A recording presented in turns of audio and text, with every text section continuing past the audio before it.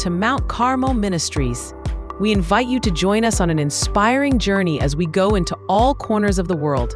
Together, we spread messages of hope and salvation, making disciples of all nations and baptizing them in the name of the Father, the Son, and the Holy Spirit. God has given us a mission, and that mission is to reach out and connect with those in need of Jesus. Join us on our mission for souls. We have officially reached our 100th episode.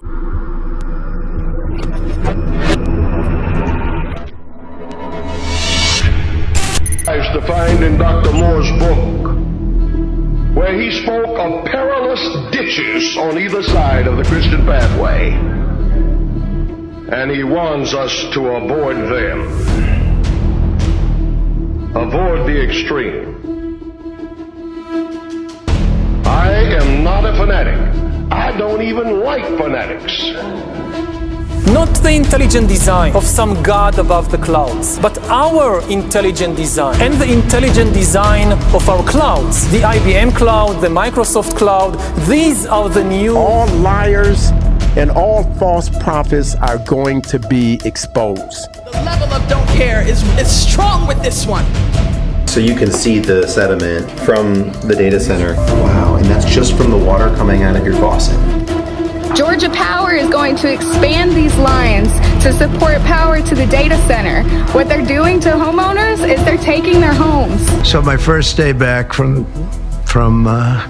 having a nice life, it's my honor to welcome three of the world's leading technology CEOs. And in the case of Larry Ellison, it's well beyond technology, sort of CEO of everything.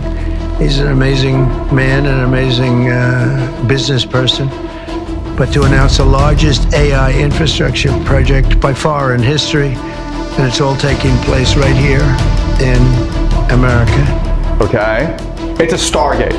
These data centers, OpenAI, AI, it's designed to summon demons and aliens from the other dimensions.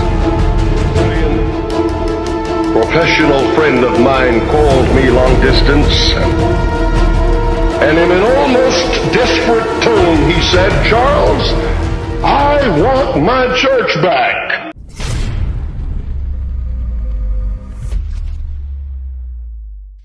All right. Happy Sabbath to everybody out there. It's gonna be this is an amazing time for Mount Carmel Ministries. We have reached a milestone on this episode, being that this episode is our 100th episode.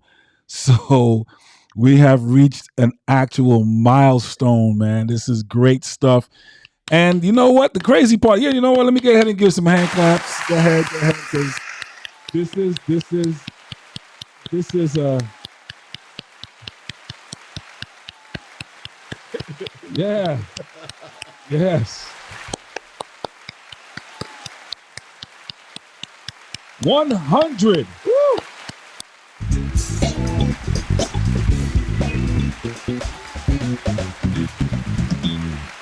All right. 100 episodes, man. This is big for us right here. So a lot in the works. Stay tuned. We'll go ahead after the announcements, and you see the little thing that we put together for our 100th episode, and just giving the thanks and to praise to God. So 100 episodes, guys. This is a major milestone for us. And we want to say thank you to all of you guys who supported us through all of our episodes. Now, before we get to that part of the program, I want to go ahead and continue to ask you guys to pray for Pastor Green. He's not with us right now. He's still got issues with the eye, and he's, nighttime driving is going to be a little bit issue for him. So pray for him, as well as, my dear brother Jamal. He's getting better. He's good and getting better. Didn't have a lot of pain for the past couple of days, but he is weak still, and he's trying to build up his strength. So he wants to join us, guaranteed. He didn't want to miss the 100th episode, and neither did Pastor Green. But they couldn't make it. Hopefully, some way, somehow, the person who this is his subject tonight, and he's not there yet. Not you, but Pastor Cuke. He's late, and we're going to get on him for that. So hopefully he can join us. But tonight, well, we have Alvin with us, and he'll be coming on pretty soon. So before we go there, let's go ahead and bow our heads for a word of prayer. Father God, we just want to say thank you. Thank you, number one, for being who you are. Thank you, number two, for bringing us safely through another week to the end of this week where we can see another Sabbath day. And thank you, Father God, for bringing us to the 100th episode of our podcast. Lord, we started this thing, we just put it into your hands. We didn't know how far this thing was going to go, whether we continue going. But now we've been going on strong for the past 2+ years now, and we've reached 100 episodes. That's a major milestone. So we just thank you, Lord, for the work that you've given us, Lord Jesus. 100 episodes, it's a lot of work that's been going through this thing here, and discussions and talking and planning and programming. But you've been good to us, and we just want to say thank you. And we ask, Lord, as we study your word tonight, Lord, as we get into this subject, we pray, oh Father God, that you will lead us and guide us into all truth. In Jesus' name. Amen. All right, so let's remember just to keep up with our announcements here. Just to keep up with our announcements, and we have quite a bit. Just our normal announcements, brothers and sisters. Don't forget to go out on our website. If you can't get to our website, give us a call, 718-717-3931, 718-717-3931. Don't forget, we would love to have you guys at our camp meeting at the Mountaintop Revival. So come out, come out, please, and, come with us to this place so that we can be one together, studying God's word, building that relationship with one another, and building a better relationship with Christ. So don't forget to go ahead and to register for this. If you got questions, let me know. There's a QR code right there. Click on that. Scan that QR code. Also, a lot of folks want to know where it is. Well, it's going to be at the Mountaintop. That's the name of the place, the Mountaintop. That's in Colmont, Tennessee. It's in the country. This will be a great time. If you're not a person who's in the country, it'll be a great time for you to come out to the country and enjoy the quiet peace and relaxation of the country. When is it? September 2nd through the 6th. This is going to be Labor Day weekend. So if you have nothing planned for Labor Day weekend, you can stay with us for Labor Day weekend. That way you have time to travel. You can take an extra couple of days from off of work for that. Many people take the extra 2 days before Labor Day's on a Monday. They take Thursday and Friday off. So yeah, just come hang out with us during that period of time. We'll take very good care of you. Your meals, 3 times a day, you will have your meals. You have a great place to lay your head in a nice, cool atmosphere because we'll have AC. We have AC in all our units. So come on out there and hang out with us. You will have a great time meeting with us. I'm going to have some doctors out there. I'm going to have a doctor out that's going to be joining us next week that does some special work. Actually, he did some good work for Jamal this week. He drove all the way from West Virginia to take care of Jamal this week. So want to have him featured and want to have you guys meet him, because many of you will be benefited by him. Also, Dr. Kendra, she's going to be coming, hopefully by God's grace, all the way from Bermuda. And she's going to be working with us on a lot of different areas, cooking classes and everything like that. So we want you guys to be there. All right. Also, for our Hope for the Homeless. Guys, we are working feverishly with other nonprofit organizations so that way we can go out there and volunteer and spend time and share God's word with those who are less fortunate than we are. We want to provide for them as well. So we want you guys to be a part of this. If you are in the Atlanta, Tennessee, Kentucky, Alabama area, let me know. Register. Come out, and this is a free event. Just come out and volunteer. Whatever clothes you have, anything that you can give away that's nice, neat, clean, please. If you don't need it, let us have it so that way we can take care of those who are in need. And we need wintry clothes, not summery clothes. Halter tops and t-shirts will not work. But if you have things that they can use, please, would love for you guys to help us out with that as well. For those of you who would like to volunteer with us, we will be working at the kitchen at the Chattanooga Rescue Mission, feeding the homeless, preparing the meals, getting the meals out to them. We'll be doing that on a month-to-month basis. I'm working with them right now to solidify a date. I need to just sign some contracts, and we'll be off and running within the next month or so. So if you want to be part of that, let me know. That'll be a great thing for those of you who would like to volunteer and use that time wisely. Please join us. Okay. All right. So again, our website is on there, mcministries.com. Click on the events or just go directly to the events and sign up and register. We'd love for you guys to register for both. Please register for our camp meeting. I can't say it more than anything else. You guys will be blessed. Don't want you guys to miss out on the camp meeting. If you feel like you're going to miss out on the camp meeting, give me a call. Give me a call. All right? Give me a call. Happy Sabbath to all. Happy Sabbath to all of you guys. I'm going to share with you a little snippet of our 100th episode. This is it. We've reached a major milestone, and I just want to share with you our thanks and the things that you guys have done for us throughout the years. We want to let you guys know that we love you guys, and we thank you for everything. 100. Thank God. Here we go.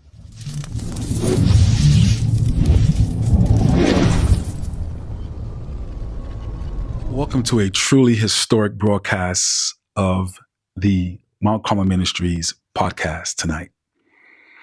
Tonight, we are celebrating a milestone that, looking back to day one, only could have been orchestrated by the hands of God. We have officially reached our 100th episode. When we first sat down at these mics, we had one goal, and that goal was simple: to talk about real things that affect our church, our community, and our world through the lens of truth and accountability. We have with us Pastor Kenneth Green in the studio with us tonight, and we are working on a podcast. We're going to be talking about a few things that's going on in our church. We didn't know how far the ripple would have gone and how far this whole thing would have taken us, but God has truly been good. Happy Sabbath, guys. Pastor Green, Happy Sabbath. Here with me. Absolutely. In the studio, we Praise got our dear brother, Pastor Cuke, welcoming back from New York. Happy Sabbath, my dear brother. How you doing? Pastor Green, your thoughts? When I think about capitalism, capitalism in the highest level is really. We're glad to share this moment with you through every late night recording and every shift in global dynamics and every expanding voice on this panel. God's hand has been on this platform. And I want to just, politically, we gotta really talk about this politically, because you're going to hear something about the fact that Joe Biden and Harris want this thing to happen. They want the UN and the WHO to take over. Church. Right. That God's tithing. I ain't gonna say their tithes and offerings. God's tithing offerings. Who's paying them?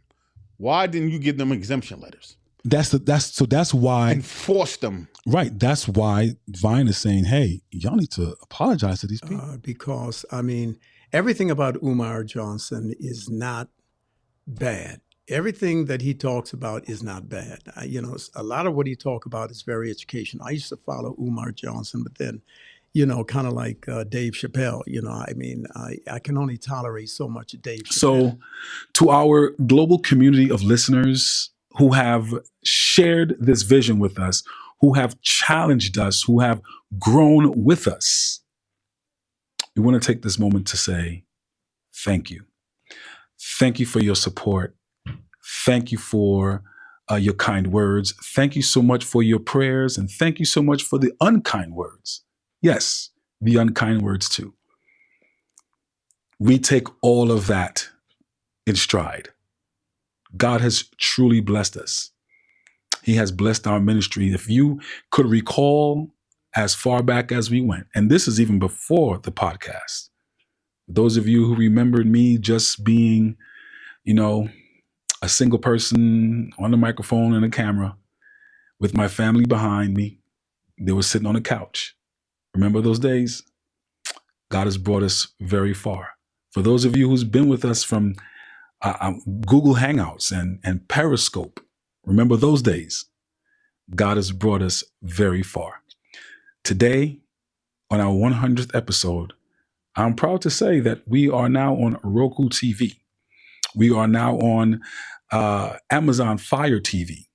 We are on Spotify. We are on Rumble. We are on Faithia. We are on YouTube.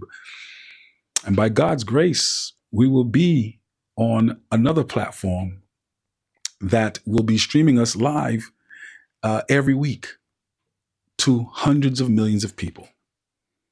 The Now Network.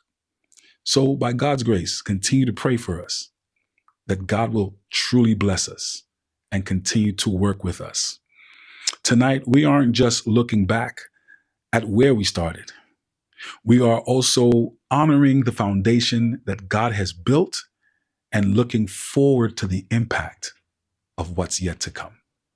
Again, we say, thank you.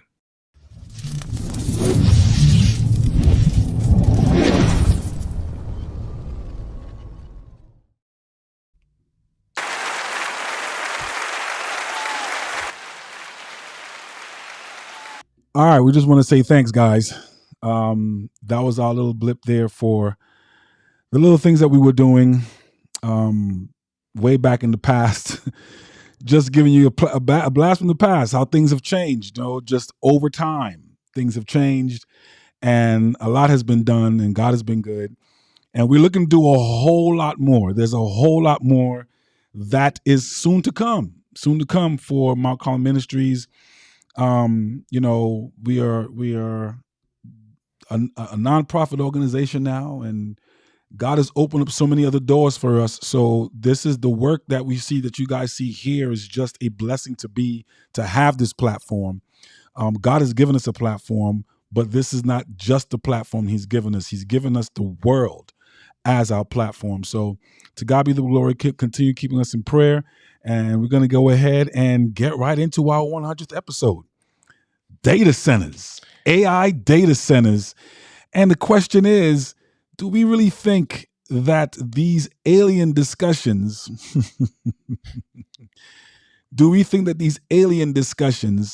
are truly, really, I should say, what's my question here? Truly, really aliens, or are they set up for a different guise? Is that set up for a different guise? And that's what we're going to get into today. So let's go ahead and get right into it. Alvin, what's up, my brother? Can I jump in here? Go ahead, man. So first of all, it's amazing that I think it's the work of God that I'm here in your 100th. I wasn't planned. I know it was Pastor Green supposed to be here. So sorry, everybody, you got me. The right? Guys who started it with me, it's Pastor Green was the first original. I saw that. I couldn't believe it. He's the OG. He's the OG. Yeah, I see that. OG. But you know what's funny? I think God works in mysterious ways, right? And the fact that Pastor Green wasn't here, I am Mr. IT and all that stuff, right? And the episode and me, I mean, it's just alignment. The person who came up with this episode is not here, and that's Cuke. This is Cuke's episode for him to run, actually. Oh, wow. Yeah, okay. He's not here right now, so we're going to beat him up because, he called me and told me, I'm going to be a little late. And he's a pastor, so he has stuff he got to get done. So. No, fair enough. Yeah. I hope that based on what I've been doing with AI and pretty much the stuff that I'm dealing with right now with my business, pertains a lot to this subject. Yes, it does. So I'm hoping, that at least I could bring in some firepower for tonight's 100th. You know what I mean? I think I feel like I have a like a high bar to fill here in the 100th. Well, you're sitting in the high bar seat over there. It's Pastor Green. So yeah, definitely. But the thing is, we do have and you will. That's why this will suit you very well tonight, because I believe that data centers are being built on a high scale. Now, let me take you back when we were talking about early 90s. Now, data centers have been around since the IBM. I worked for IBM. Co-location facilities, all that stuff. It goes back to the 90s. Yeah, exactly. Even those S300s, if you remember those. I remember the S300, RISC 6000s, right? They were all hosted in those type of data centers. Correct. Data centers, right? But remember when the data center was inside of the building that we were working in? Yes. Okay, that was the place where everything took place, right? Yes. I mean, we were physical, on-site, on-prem, as we call it. That's on-prem, as we call it. And we would have, certain guys that worked in the data centers. We were those guys. Exactly. The basement diggers, right? We were the guys that nobody ever saw. That's right. Right? And then I used to fall asleep in the server room, but never mind. No, just think about the noise, the sound, right? Oh, well, hum me out. And it was all cold and refrigerated. Always cold. Yeah. Always refrigerated. Now, that was a flashback. Fast forward 25, 35 years now. And that's not what they are now. That's not what they We're going to get into that. Yeah. That's not what they are now. And the thing about it is, now the noise is not just on the outside, on the inside. Yep. It's coming out on the outside. Correct. We're not looking at CPU power anymore. We're looking at GPU power. Yes, because of the AI. Yeah. Right. And the question is, what is all of this for? Before, it was for us to keep intranet and internet, right? That's not what it's for now. And I can tell you what it's for now, but go ahead. Flashback, we had intranet. That was the stuff internal to the company, right? And then we had internet external to the company. And today, that's not what's going on. No, that's not what that's about. Today, we're talking cloud computing. Yes. We're talking about cloud infrastructure. Yeah.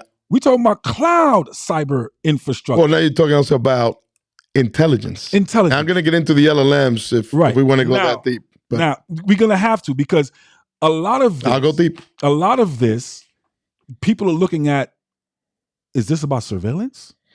Is this about control financially? What is this about? So let's go ahead and get into this discussion. We have another guest with us tonight.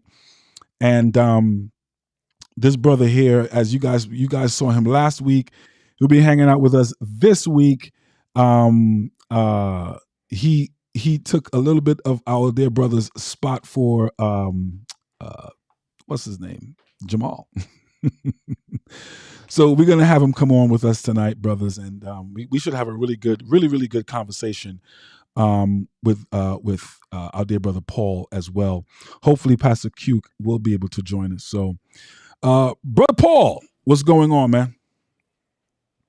How you doing, my brother? I'm doing I was well. listening to you guys' conversation. I'm interested to learn a lot more about data centers. Okay, well, I you hope came to the right place. You're in the right place. We're gonna talk about this, and we're gonna then look at it from a biblical perspective. Okay. Now, what I'm gonna do, first of all, the first thing we're gonna do is we're gonna take a look at what the issue is first. Okay. And then we're gonna look at the location of these things and why they're doing why they're placing them there. And then we're going to look at what this is all about. Is this about the externalization of the hierarchy? Because a lot of folks are thinking that this is, Stargate is a portal, right? And this is, there's a whole lot going on there with Larry Ellison and, our AI guys and those who are putting a lot of funding into this thing. Okay. So let's go ahead and jump right into this first video here that I want you guys to take a look at. And then we're going to react to this because I believe a lot of things are purposely taking place. So let's take a look at this here. Let's go. So this is comparable I like to this because the I hear her data sound. center that is going to be built over in the Bertram chain of lakes. The guy from Skinnell Properties told me to come and check out this data center. Wow, that's bad. Oh, I'm hoping that my phone is capturing that noise. It is. Oh my! Yeah, I It would go is nuts. actually significantly That's what the sound loud. that happens in my ears when I sleep.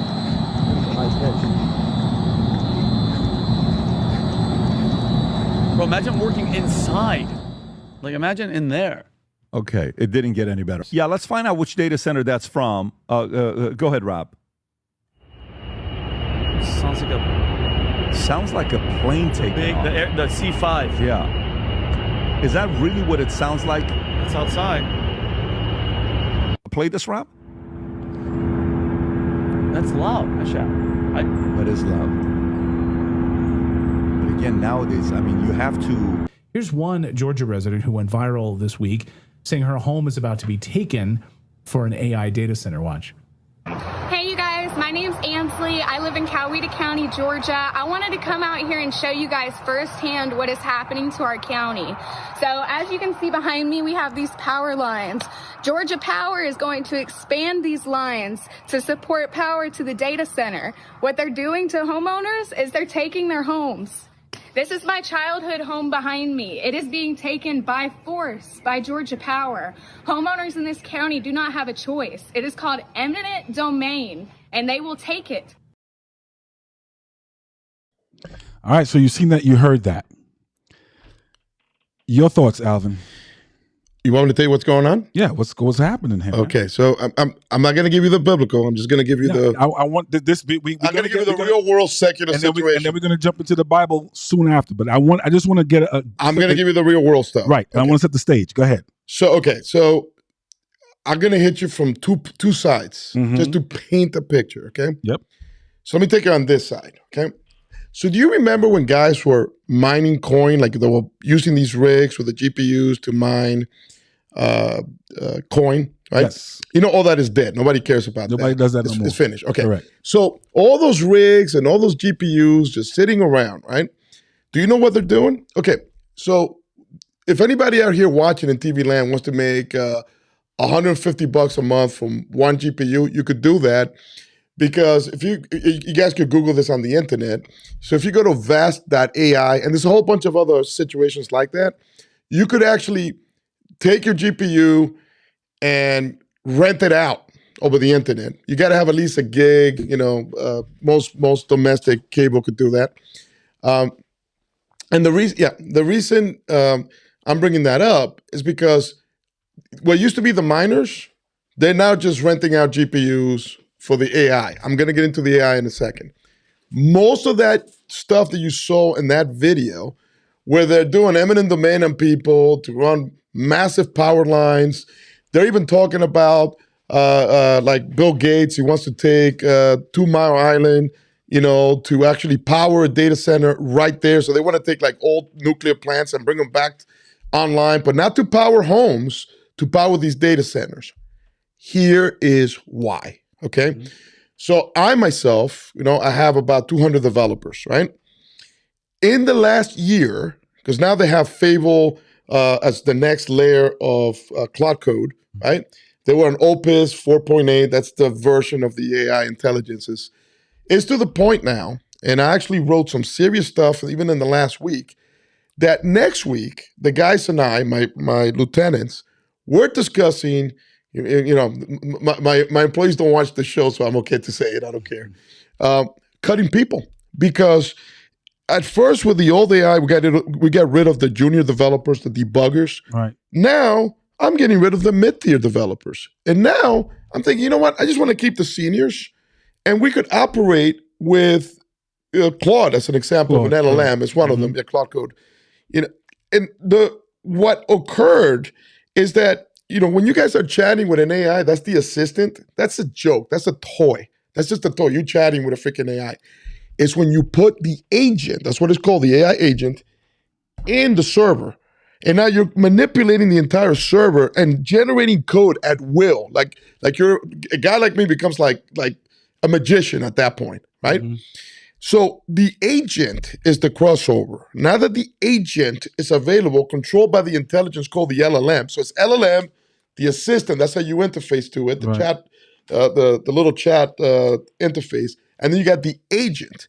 And how I'm running that agent is what they call, you guys are not going to like the word, but in Linux it's called a daemon. In Windows it's called a service, so that's what they're called. Right. I mean, so it's permanently running in memory. Now this thing is like a life form. Mm-hmm. Now you're able to... It's taking a life form. It is a life form because I can tell it, do this, change that code, manipulate the system commands. I could give it root, which means it has administrative access. It could control each and every node. So now, to power all those agents, because the agents are low CPU, it doesn't do much. It's just little fingers. You just gave that LLM fingers and arms. Mm-hmm. So now I need a bigger brain. But before we go there, because there are people who may not understand what an LLM let me bring it down. So the LLM in plain speech is the brain. But that brain lives in the cloud, lives in those big noisy data centers that you see there. Mm-hmm. The next tier is the assistant. That's how it interfaces with us. So that's how we talk to it, right? And the layer underneath there is the agent, right? And then you have another layer underneath there, which is the agents. It can multiply itself, right? So now we have a situation where this LLM, this brain, requires a lot of resources, and it's getting unbelievably smart. How smart, would you ask? Well, I'll tell you. It's to the point now, and I mean, for the scope of the show, I'm not going to display what I did. It wrote some real complicated stuff that would have taken a team of, let's say, 12 guys 3 months. It did it in 2 hours. So now I'm like, wait a second. Do we really need all these human resources anymore, right? So the companies, because they want to be highly profitable, myself included, we're going after that, right? But to do that, if I wanted to do a local LLM, meaning I built my own stack, it would never be as intelligent as, let's say, what Claude Opus or the new one, Fable, that just came out. I could probably get close to what they call Sonnet, which is right underneath Opus, so I could get an intelligence that could do repetitive things, and it has an intelligence, but everything is about an intelligence, because when we used to write software, it was very static. It would do whatever you told it to do, it's going to do it over and over again. Just the one way. But with the LLM and an agent, the software adapts. You can have a computer that has self-healing, meaning if there's a problem, it would see the problem and fix it. Thank you. So it becomes almost like an organism, right? Okay, before we go on, there are going to be some people who are not technically sound here, right? Okay, tell me where I need to bring it. So I want you to, in layman's term, what does LLM stand for? Because they're like, this is over my head. This is a lot of technical garb I don't understand, right? So let's talk about it in more layman's terms. So an LLM is it's a brain. It's the brain. But what does it stand? What are the acronyms stand? Well, that means the LM is language model. There you go. Yeah, so that's what it is. So. Okay. So the language model, you manipulate language. That's on top of its head. You use LLM to manipulate what you do. It becomes more of a brainchild. It is the operating brain that handles all the hands and feet that you got. Correct. The reason why it's called the language model is because it takes, because you could talk to it because it could translate to text. Correct. So it understands the syntax of a language, meaning non-coding language, not computer language. Normal language. Like where you and I are speaking right now, like human a human language. When I talk to that LLM, and I know, you're speaking. I'm speaking in plain English. Right. I may give it highly technical instructions, like the way I would with a technician or one of my lower engineers, and I can even imply something, and it would say, "Oh, you mean this?" Right. And if it doesn't know, or even ask me back, "Do you mean this?" And I say, "Yes, that." So it speaks like a person. So now, these in so much computing power, these data centers are now springing up bigger and bigger with a lot more computing power because of all of what it entails that you just mentioned can be done within what can take 12 people. It takes 2 hours to get done. Correct. That's for writing code, but it could do a lot more than that. I'm sure it can. Listen, Claude and all these other things are getting smarter and smarter day by day. You want me to give you the scary one? What's the scary one? Here's the scary one, right? So, well, I wouldn't say scary, but like it was just mind blowing. Mm-hmm. So everybody on TV land out there heard of nuclear fusion, not fission, fusion, when you're fusing the atoms together, right? So you hear about these tokamaks, right? And they want to get what they call the break-even point to generate all that power. Okay, so guess what? The reason we don't really have fusion today is because the way plasma inside the fusion reactor moves is random. It's all over the place. So just like coders like me, when we write software, it's mechanical. It's like a robot. 1 + 1 = 2, right? But if you want that randomness, you can't do that with the style that we do it. Guess what?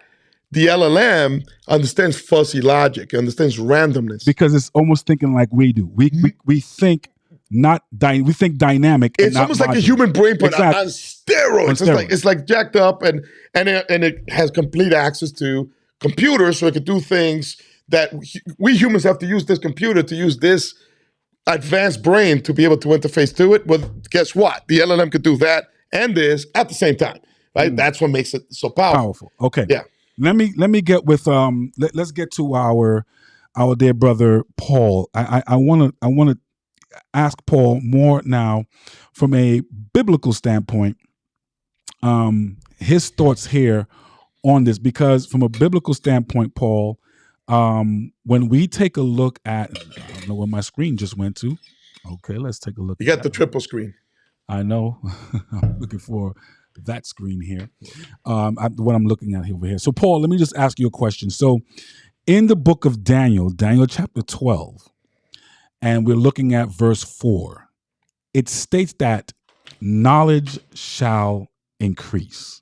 Now, we're looking at if knowledge shall increase from two different spectrums, right? Because God's knowledge increase. The reason why God is telling Daniel to seal up the book until a certain time, to the time of the end, is because at that time of the end, knowledge shall increase. People shall run to and fro, and they would get to know about whom? Christ, right? But on the other side of it, do you believe, while you swatting down the fly, do you believe, you might be on mute, brother. I think you're on mute. Do you believe that what you just heard, because what you just heard is a scientific breakdown of why these major data centers are going up. But do you believe that this is using what the Bible is saying in terms of knowledge shall increase? This is happening right now. Humanity's knowledge. I think you're on mute, my brother. Yeah, we can't hear you. You're on mute. It says that guests muted themselves. Nope, can't hear you yet. My bad. There we go. All right. Okay. Go ahead. Yeah, so I was listening to our dear brother share this information, and I'm like, he obviously knows all the technical stuff, and I'm like, wow, the enemy, and I think the enemy is not using him, but the enemy is using this type of technology to think like us. I mean, and to encourage. My mind is blown. Because I use ChatGPT for different stuff, and you probably use it as you probably use it as from a very low level of understanding how AI works, right? Yeah. Now you live in Tennessee, correct? You live in Tennessee. Yeah. Where in Tennessee are you? Do you stay? I am in southwestern Tennessee. I'm in Savannah, southwestern Tennessee. I want you to understand this right here. Do you know your do you know your southeast region? Because Southwest Tennessee is still a southeast region to what I'm about to point you to. Do you know what data center you're pointing at to your southeast region? I do not. You do not? I do not. If I tell you that your southeast regional data center that you point to at a mass scale level sits in Bridgeport, Alabama, would you believe me? Yeah, I would. Bridgeport, Alabama. Bridgeport, Alabama, which is that's about, I want to say 2 hours, 3 hours or so, because that sits right next to South Pittsburgh, which sits right next to Kimball, which sits right next to Jasper, which Alvin lives in Jasper, Tennessee. So he's only 2 towns down from Bridgeport, Alabama. Okay. Now, what you're hearing is that, and there's a question for you, Alvin. Somebody's asking you a question online. Sure. I'll take a look. Yep. It's from Mimi144. When you look at that, when you're digging up information, you're using your chat, you're using different things, you're literally pointing back to a data center that's providing this information at speeds beyond thinking. So when you look at when I'm using, so if I decide to use AI for ChatGPT or whatever, that data center is thinking on my computer. That's where the information is being pulled from.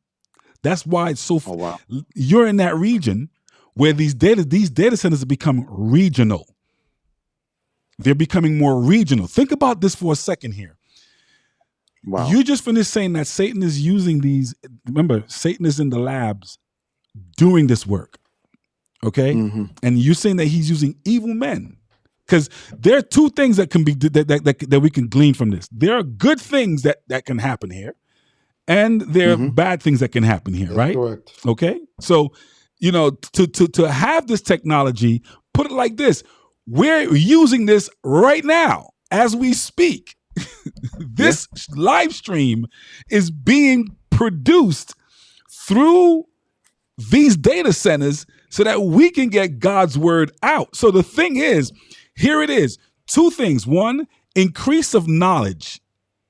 Daniel chapter 12, verse 4 tells us that we will see humanity's knowledge increase.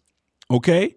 And we would see that this travel back and forth may not always be physical, but it's also digital, that we can travel from where we sit and never get to go to where the place is physically, but we can get there virtually. Wow. That's amazing. Cause I use, so many of us have very powerful computers in our hands, right? Yes. And we don't think about it. We're chatting. Some of us are chatting with people, 2,000 miles away, 3,000 miles away. We have students here at our school that are from different parts of regions, and they can talk to their parents like that in a heartbeat, in a moment, in a twinkling of an eye almost. And we don't realize exactly how far we are. I have a question for Brother Alvin, as well as some of the people who are asking questions. How long have they been developing this? I know that I believe strongly that we get it when it's at the last stages, but it seems like this has been developed. I would say 40 years ago, 50 years ago. Were they developing this stuff? They've been theorizing about artificial intelligence since the 1960s, but they didn't have the hardware and components to be able to do what they're doing now. And in fact, what I was describing prior, or what you could do as far as automating code and things like that, is really, it's been the last 2 years that it's at that level. Because prior to 2 years ago, you could do stuff. You could do those little language model things, write me a memo. It was very, like almost like a toy. But what it is at this moment that we're talking live right here, and I would love to do actually with Larry something to even give a demo to you guys. Your minds would just explode. By the way, Larry's son does work on this sort of thing. People working with that. So I was in a hackathon on Oakwood with Larry's son, and there were some kids there that would just blow your mind what they were actually doing. That's at a college level. That's what they're teaching them now. I mean, think about that. But in the professional world where I am, it's already automating dynamic. What dynamic means fancy computer talk for, like you could think a thought and it becomes real. So it's at a level now that it could generate stuff that's usable based on voice command, and it would create software literally out of thin air, right? So that's the state that it's in. Now, I want to answer a question that I saw on the chat relating to, is it, AGI, right? So that means it's working at a regular human level? The answer is no, because it does. You see, the things with humans is we have almost like the way an AI is, a neural net living in our cortex, which is our brain, but we have a soul, so I have to touch the religious. In other words, we have the trigger for us to use this supercomputer at our own will. It doesn't have that. It's already it's relying on us being the command to tell it what to do. It can't just to do for no reason. It's not there yet, right? When it could run on its own and it will have its own motivational imperative, well, that's when it gets scary, right? Because that means that these things are creating code for the sake of creating it. It's right now it's basically just a tool, right? And the reason you see all these data centers popping up is because they need more power to be able to do this, and there's more demand to use this intelligence, right?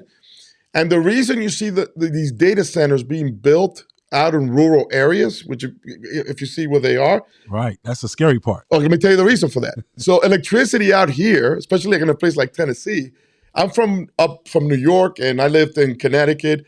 When I lived in Connecticut, it was like, 60 cents per kilowatt hour. And in Tennessee, it's about like 10 cents, right? So rural Tennessee, the electricity is cheaper, easier to do eminent domain in somebody's house to run power lines. We got a lot of water, like resources, because these data centers, they don't only make a lot of noise. They pull resources. They pull water, resources to cool that stuff off. Yes. Because those computers, those GPUs, you could heat a house with those things. Yes, you can. It's like a heater, So you got to cool it off. You have to power it. It's a massive amount of resources to have those GPUs. Before they were doing mining, now they're doing, because you need the GPU, not the CPU for the AI. So that's what's going on out there. But as far as rise of the machines at this moment, no. But, I get even scared when I'm working with the stuff because I'm thinking, you give this a little more time and evolution, the way that thing is evolving, you may have like an independent artificial brain talking to you at one point. Mm-hmm. We're not quite there, but I can see the path there more now. If you would have asked me 2 years ago, I would have laughed at you. What I'm seeing, today, it's a little bit scary. You know what I mean? It's like, whoa, I'm benefiting from it. But at the same token, I said, am I contributing to this monster?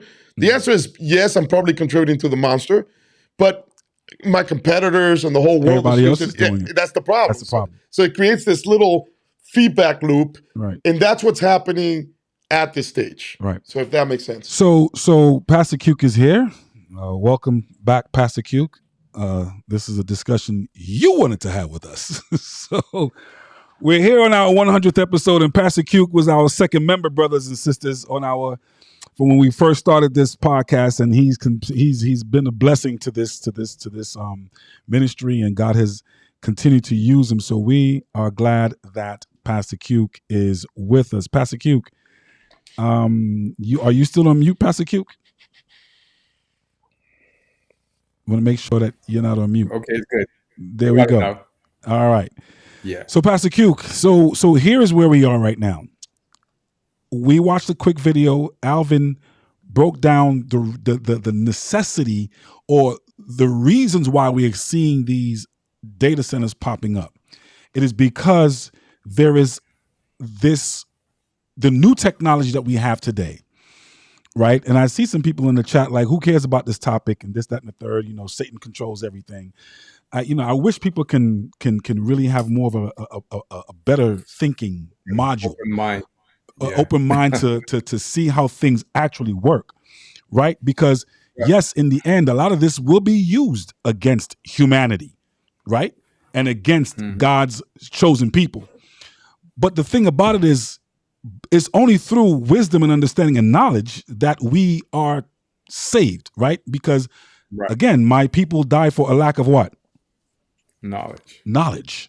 So this is how you gain that knowledge on how things work. Okay. And to have a mind like the gentleman we have here in Alvin, who is giving us very good information as to the things of that we're going to be seeing and how it's going to be used, right? Is a good way to get better understanding and knowledge. But here is where I want to talk about stewardship, because global communication and the gospel is being used through all of these data centers. So the question is, the feedback loop that Alvin just spoke about is just that. We are using the very same monster. And we're feeding it. And we're feeding the monster. We're feeding the beast. So that the gospel can get through with this very same monster. And as again, God can do whatever he wants to do, because he says at the end of it, before he comes, then shall what this gospel of the kingdom shall be do what? Shall do what? Preach into all the into earth. all the world. That how? Remember back in the day, Pastor Cuke and Paul, Brother Paul? Remember when we used to hear that? The question was always, how? How? How would everybody hear the message? How would everybody get the message? And today, we're seeing media popping up everywhere. So my question is, in terms of stewardship, how do we utilize what we're seeing today in terms of these data centers and AI? These are not just regular data. These are artificial intelligent data centers. How do we utilize that? Well, Pastor Cuke. I'm sorry to be Johnny come lately.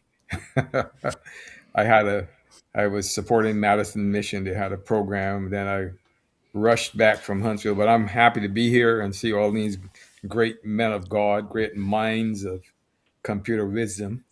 I I found it interesting that you use the word stewardship, because I have kind of an outline of some of the things, some issues I have, especially with these devices and stewardship. I actually use the word stewardship, but in a slightly different context.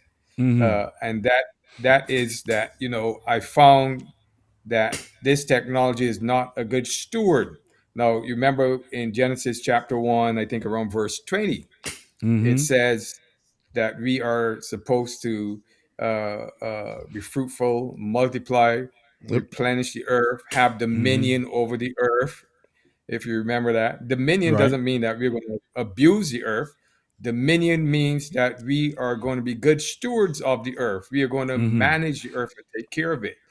And unfortunately, and I'm sure that you guys might have touched on it, these the centers, the data centers, are very, very poor stewards. As a matter of fact, and I think that you guys might be aware, this is becoming old technology. These things only have a lifespan of about 5 years or so, and then after the hardware, right. So after all this investment and time and effort, you have to cycle it. Then you have to build Yep. you have to build it again. all over again. Yes. That's it. Yeah. And that's not being a good steward. And then you remember our good friend, what's his name? Kevin O'Reilly.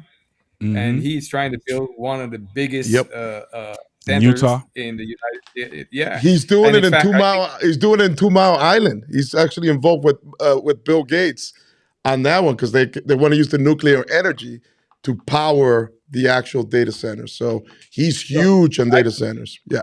I didn't know he had that kind of money. I mean, you're talking billions. He doesn't have the money. It's that the billionaires are giving him the money, and he's the guy pushing that initiative. So he's raising billions of dollars to do that. Yeah, but this is technology moves so fast that really you hardly see this kind of investment in basically hardware. This is hardware. Okay? Most of it, yeah. It's GPUs. Yeah. Right. And so as it is being developed, it's becoming obsolete. There are actually systems that are much faster. Japan has a system where they are able to crunch figures and information. I don't know if you probably know more about it than I do. and it's far less expensive. The resources that are going. These are monsters. This thing took up what is it, 40 square miles? That is ridiculous. Yeah, and it puts out the energy. The heat that is put out of these things. That's why they need the water. They need the water, but still they That's why they can need the only. water.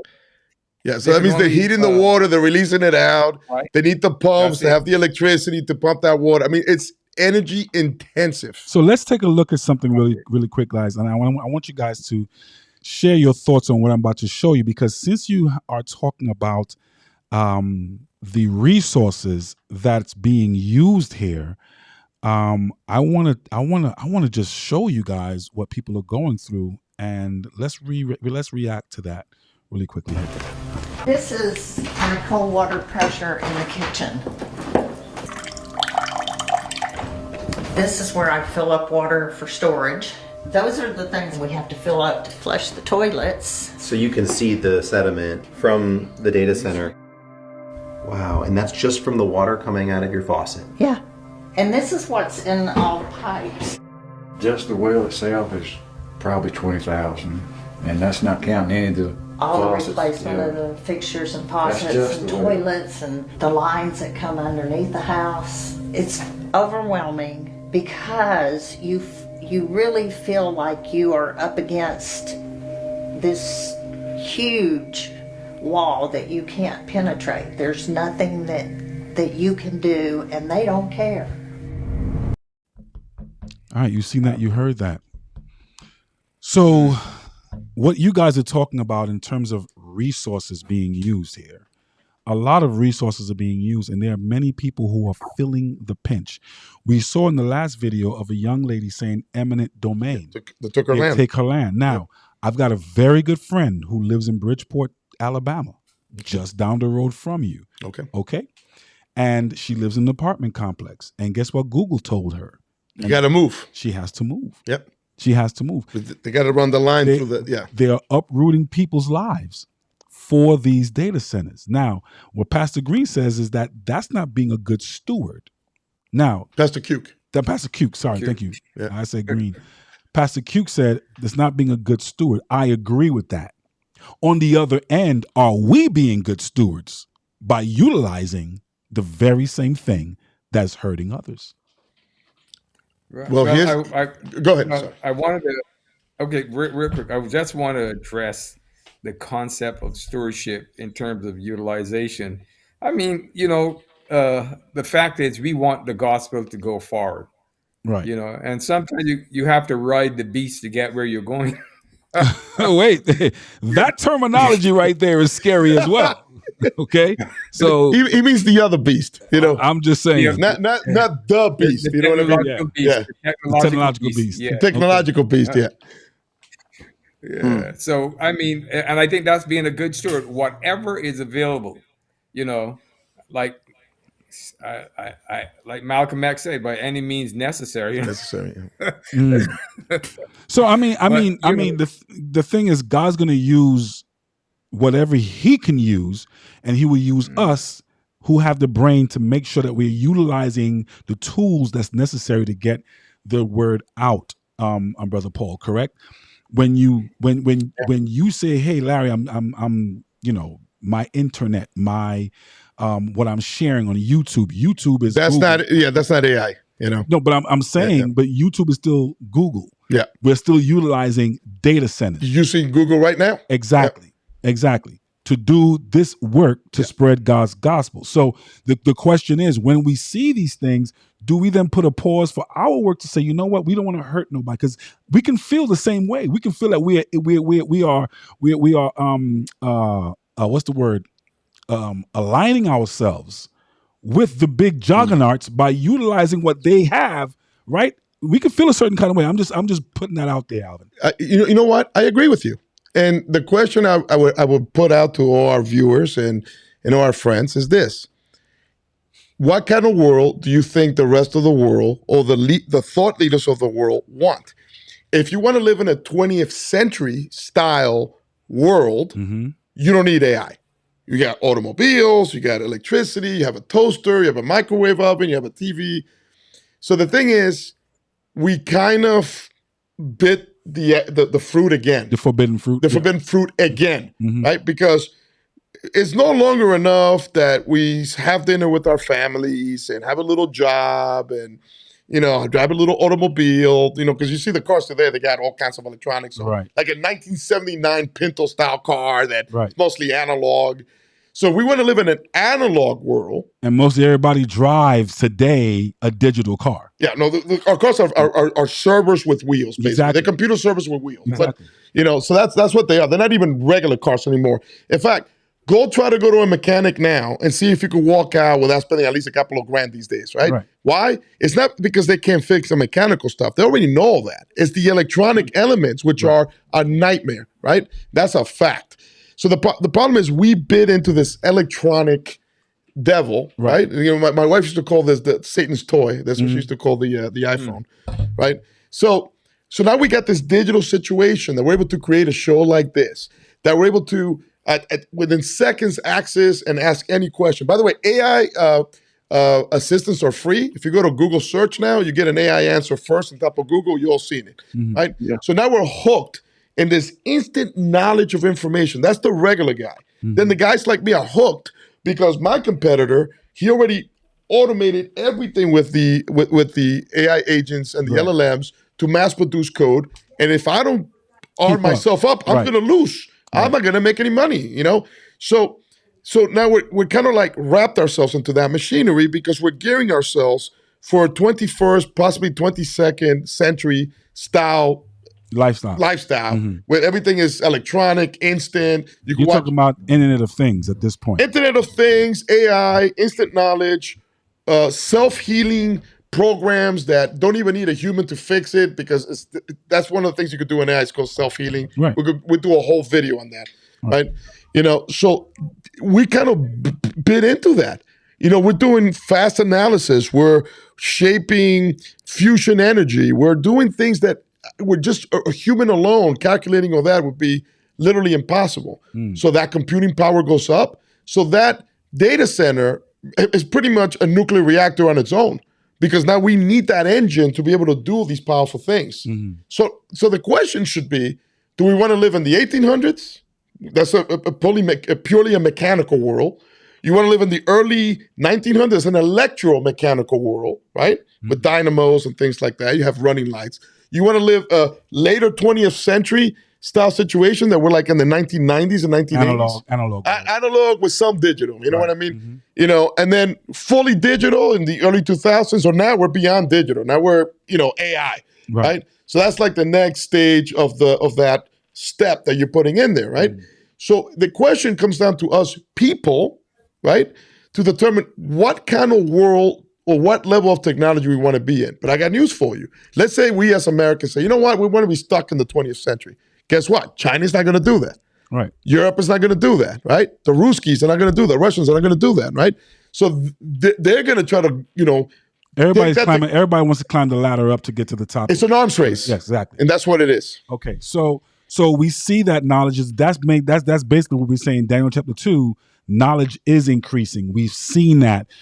Global communication has increased. Right here. Today, what we could not do yesterday, we can do today. Remember Pastor Cuke and Brother Paul, when you see somebody on a long distance call in your house, you want them off the phone as quickly as possible. Why? Because that's a long distance call. It's costing me a lot of money for you to speak to somebody. Just matter of fact, a long distance call was just calling somebody in another state in America. Okay, remember the 90s? Yes, Sprint. Yes, you guys remember how you had to call somebody after 9 p.m. to save your minutes, right? These are things that we don't do anymore. We've taken advantage, and that's what Alvin is saying. We've bit the proverbial technological fruit, right? We've all bit into that. Okay, and where do we go from there? Because we're in it. And a lot of things that we talk about in terms of surveillance, we're going to get into this tonight. Surveillance, right. And we're going to get into financials, right? Because we are a part of what we about to give ourselves. And many people, we talk about it as, oh, the mark of the beast system is being set up, but not remembering that we are part of what is being set up here. We're helping the setup. We are literally helping the setup. This is the prelude. Right. This is the prelude to the mark of the beast system. So if we're building the foundations, we're helping put the bricks together. It's sad. And it's kind of hard to peel yourself back. No matter how many people say, I'm staying off the grid, because you find your ways to do things in other ways that you're still on the grid. So we have to be very careful on how we look at things and how we perceive things and how God is working with us, because again, the purpose here is to make sure that the gospel of Christ is being spread. Paul, any thoughts on your mind, Paul? Man, I have a few. I don't want to digress off the point too much, but we were talking about how does this connect? I just want to bring a spiritual aspect to it. How does this connect back to the enemy wanting to have control? And I even asked. I was listening to a program that talks about why is it that the enemy of our souls is here on this earth.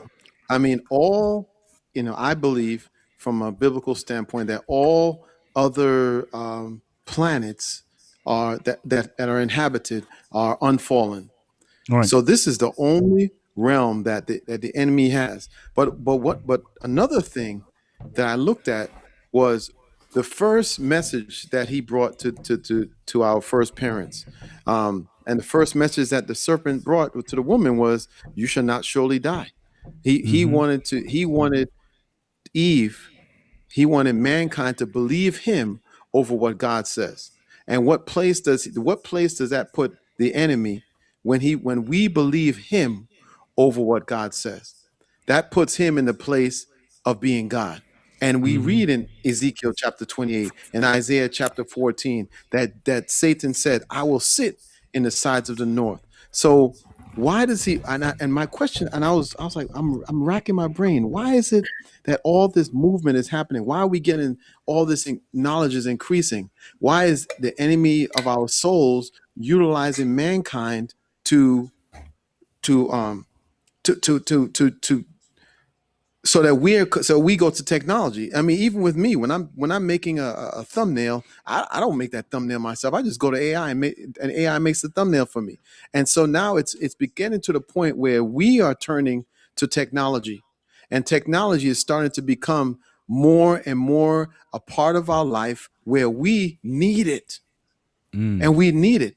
And we're and so now, even though we like using our cell phones, I like watching MCM, I like watching some other people, and that's all great and fine and dandy, and we're using it, but we're starting to rely on technology, and now technology is starting to become our God. I mean, right now I'm taking some college courses, and they have these AI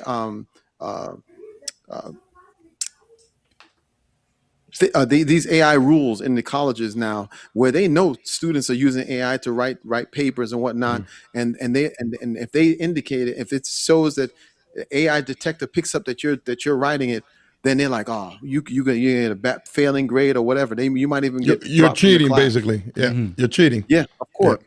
But the thing I'm saying is, but people are utilizing this and start, rather than me going to the King of the universe for knowledge, people are starting to turn to AI. And because my next question to Brother Alvin was going to be, is there any, if we scaled back, right? If we scaled back to say 2012, okay, everybody else would go way ahead of us. And then also we would be upset, because we would say, hold on a second, I can't speak to whoever, and we would be behind. So now we starting to rely more and more and more and more and more on this juggernaut that I believe is leading us in many cases away from God. away from the word of God, away from trusting God. And so has this become the new tree of the knowledge of good and evil? This is the new tree of the knowledge of good and evil. And we did eat from that fruit, if you want to use biblical language, right? We bit it already. We ate it. No, we more than ate it. We swallowed it whole, one shot, right? He digested it. We digested it. Yeah, exactly. Thank you, Pastor. So we're past that, right? I mean, so how do you tell the entire human race, if everybody's watching out there, okay, guys, I think this is a little scary. Well, many have said that. You know, and I'm a practitioner of that technology, and I can tell you that the latest iteration of Claude Fable, which is a new version of, I mean, it's scary. I was, you know, I hate to use that language as an engineer, but it's scary. Yeah. Right. So the question is, do we willfully slow it down? That's one, you know, which is abnormal in technology to do that. Do we as a human race come together and say, you know what? We want to be stuck in 2001. I have a joke about that because in the movie The Matrix, they had a line that the highest peak of human, as being human, was 1999. Right, yeah. You know, I don't know if you ever cut that line with Agent Smith and all that. Mm-hmm. So, you know, it's almost like, so do we want to just be stuck right around 2000? The computers worked. We had some kind of a cell phone. There was an internet, if you remember. Yeah, it was. You know, I mean, He used to scream at us, but it was working. It was working. You could query. You could ask Google questions. Mm-hmm. So the question is, where do you want to be, right? You know, because you know what technologists need? Theologists. You know, I say right now that every pastor in America should work with technologists because technologists have no morals. You know, right. There's no morals in technology. We build cold machines. That's what we do for a living, right? Right. So there should always be like an ethical element when we build technologies like this. And even Elon Musk, right, Mr. AI himself, said, you know, we got to be careful with AI because we might just let the genie out of the bottle, right? So I got news to you know, basically testify here that the genie is out of the bottle. It's still a baby, you know, could do a lot of things. It's still a baby. You know, so in 2 years, I saw that AI go from kind of a gimmick toy thing that we're experimenting with to an actual tool that I could actually replace employees with, right? That's in 2 years, right? So put another 2 years of all the stuff they're doing in there. If that thing just lights up and all of a sudden it could self-fix itself and all of a sudden has its own motivational imperative, you got the Terminator. It's like that's like so you have those data centers become Skynet basically. You have a god now. I don't know if you call it a god or you're calling it an intelligence that may not have our best interest in mind if it has its own motivational imperative. Okay, pause right there because somebody said yes. Who was that? You, Pastor Cuke? Or was that for you? I'm afraid to call it a god. You know what I mean? You okay? I'm gonna share something with you, Alvin, and I want to get your thoughts on what this gentleman says. But I want to hear from Pastor Cuke first. I'm not too sure why my mind's on Pastor. Is he okay? He's okay. Yeah. Okay. Yeah, he's okay. He's fine. Yeah. I got excited when you called his name. I thought he was showing up. But I don't know if I would call it a god, but thank you. It's serving a god. That's what it's serving a god. It's serving a god. Okay. Which god? Yeah. Okay. Which god? And the thing we need to keep in mind, and it's so important, and that is that when a man builds something, like say for instance the Corvette, all right, they built the Corvette. Have you ever looked at the Corvette? It's shaped like a woman. Yes, you know, it's beautiful. Yeah, beautiful car. That's it. This was a carnal man, and it's reflected in his work, and that same desire, sexuality, and so on, and carnality. It's being reflected in his work. It's the same thing with the computer. You know, they had computers that were kind of like they were to process applications for jobs and for living accommodation.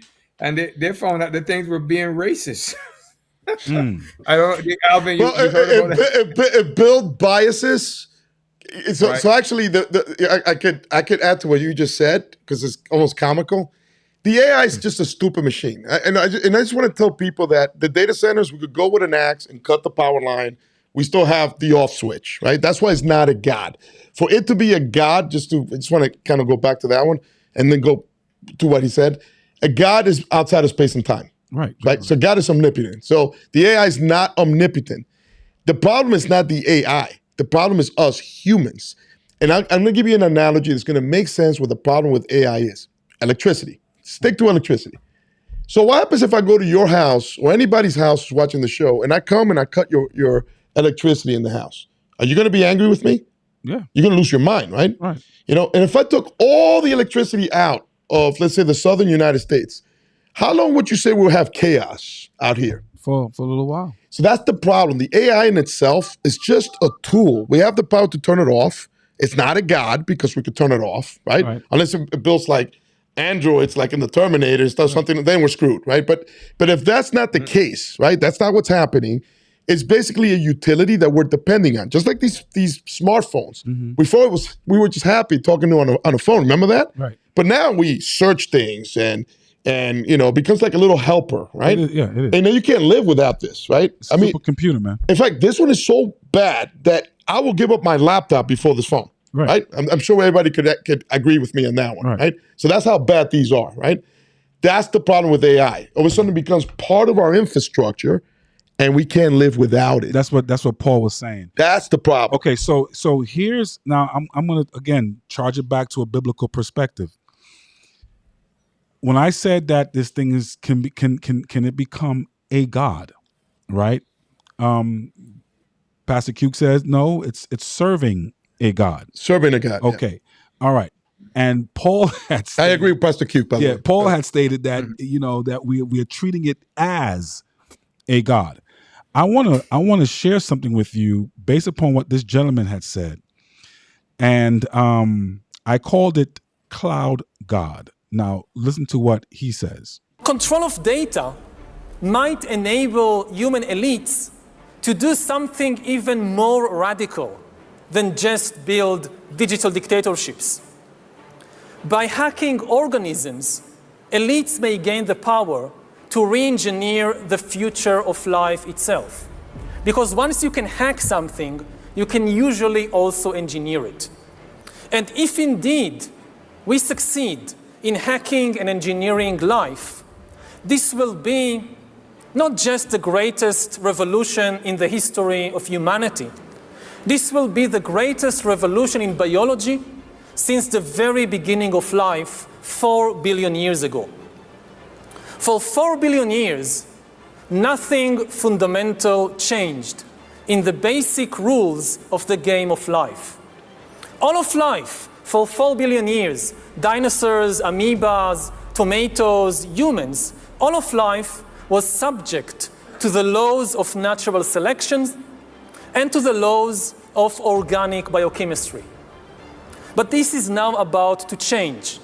Science is replacing evolution by natural selection with evolution by intelligent design. Not the intelligent design of some god above the clouds, but our intelligent design and the intelligent design of our clouds, the IBM cloud, the Microsoft cloud. These are the new driving forces of evolution. You seen that, you heard that.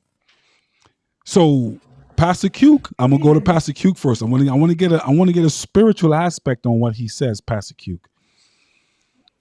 I want you to give me a spiritual aspect on that. I have a lot of perspectives on this thing from a spiritual aspect. Apocalyptically, I mean, we got to really deal with that. What it's saying about events in the last days, because this thing is basically going to be a tool that has to be used so that nobody can buy or sell. You know, Is it just being buying or something? That's the financial part. What about the surveillance but I'm just part? using that as an example of the what it can do. But Mhm. now, when you talk about the elite, now he's talking about the elite having this kind of a knowledge, access to this kind of knowledge. Really, it does go back to control. It goes back to control. It goes back to programming. instead of us programming the computer in terms of the masses, we are being programmed by the computer. When you have enough knowledge, you can manipulate people. And so we are looking at something where, and Alvin, you mentioned earlier, that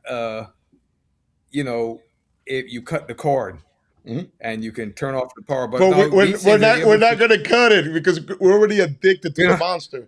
That's the problem. yeah, but the monster is becoming Healing. maintaining. Yeah. Yes, it's becoming It's getting there. Yeah. Yeah. But let me take it a little deeper. It's becoming self-replicating. Am I correct? Where Not they're yet. actually, It can self-heal within the software. It cannot self-heal within the hardware because the hardware is still mechanical. So there's where it has limitations because it's stuck in a box.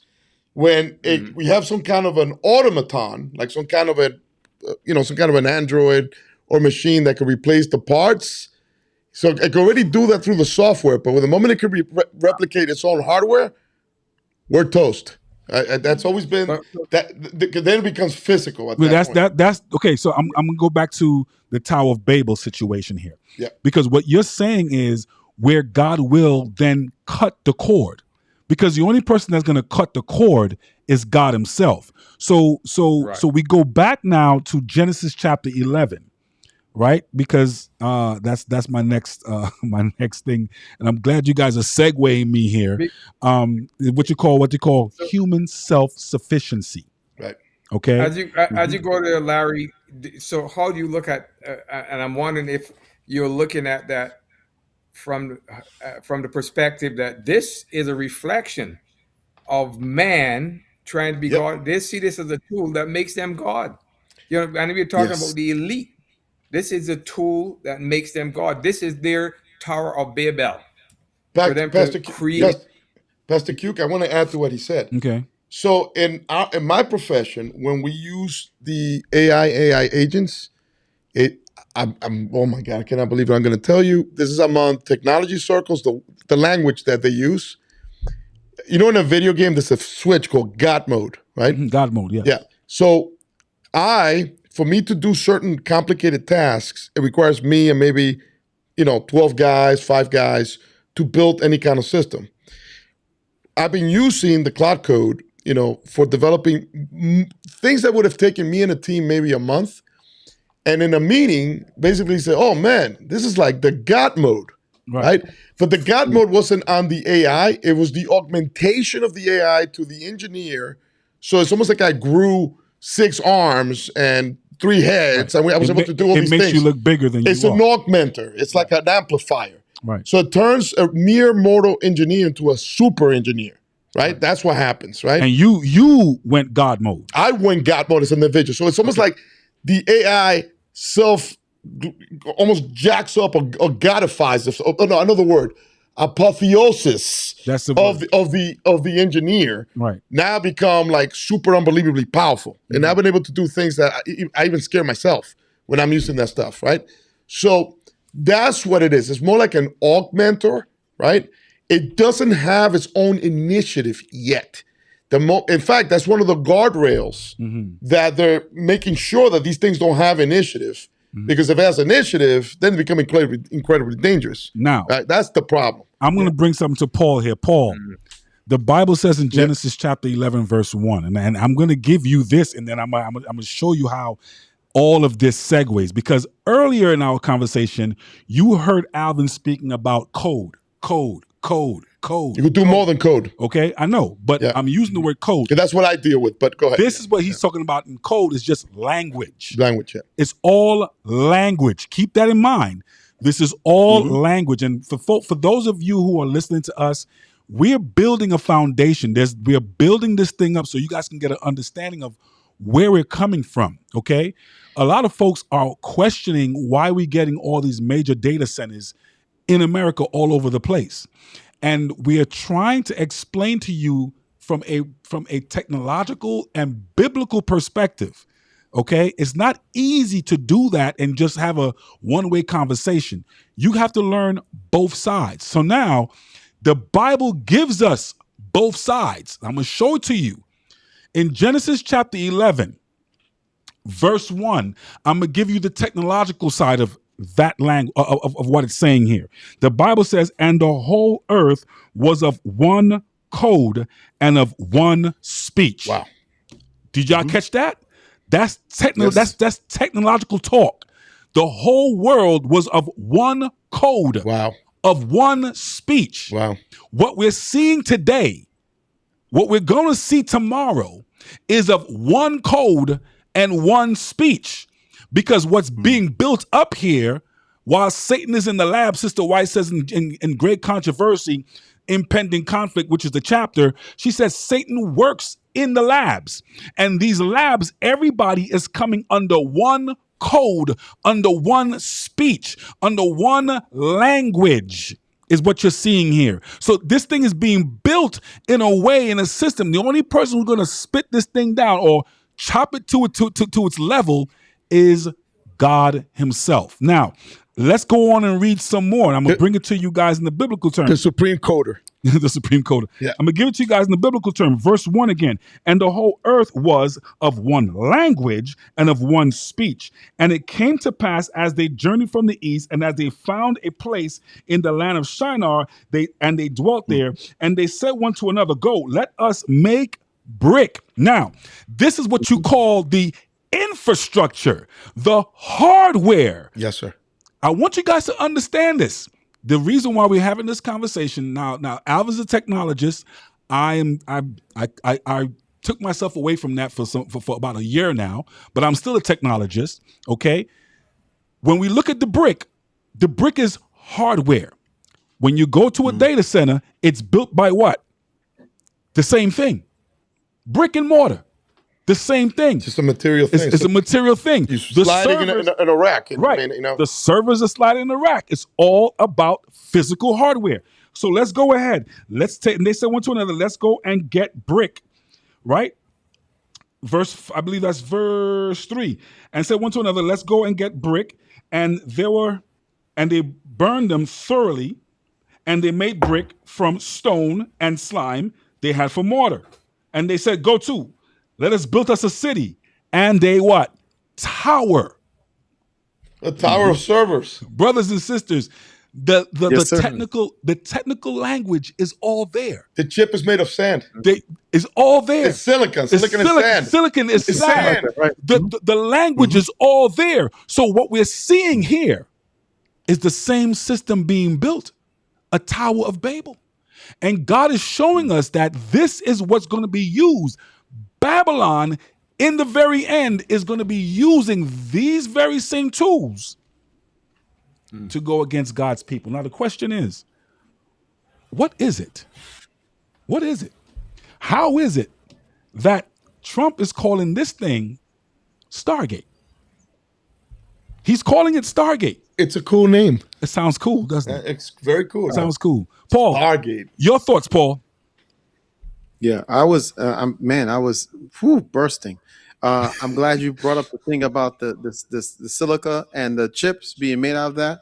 And I remember a couple of years ago there was a huge a huge storm that took place in a certain place, and now that particular island is disenfranchised, probably for reasons of using the sand, the wet sand that they needed. But I digress.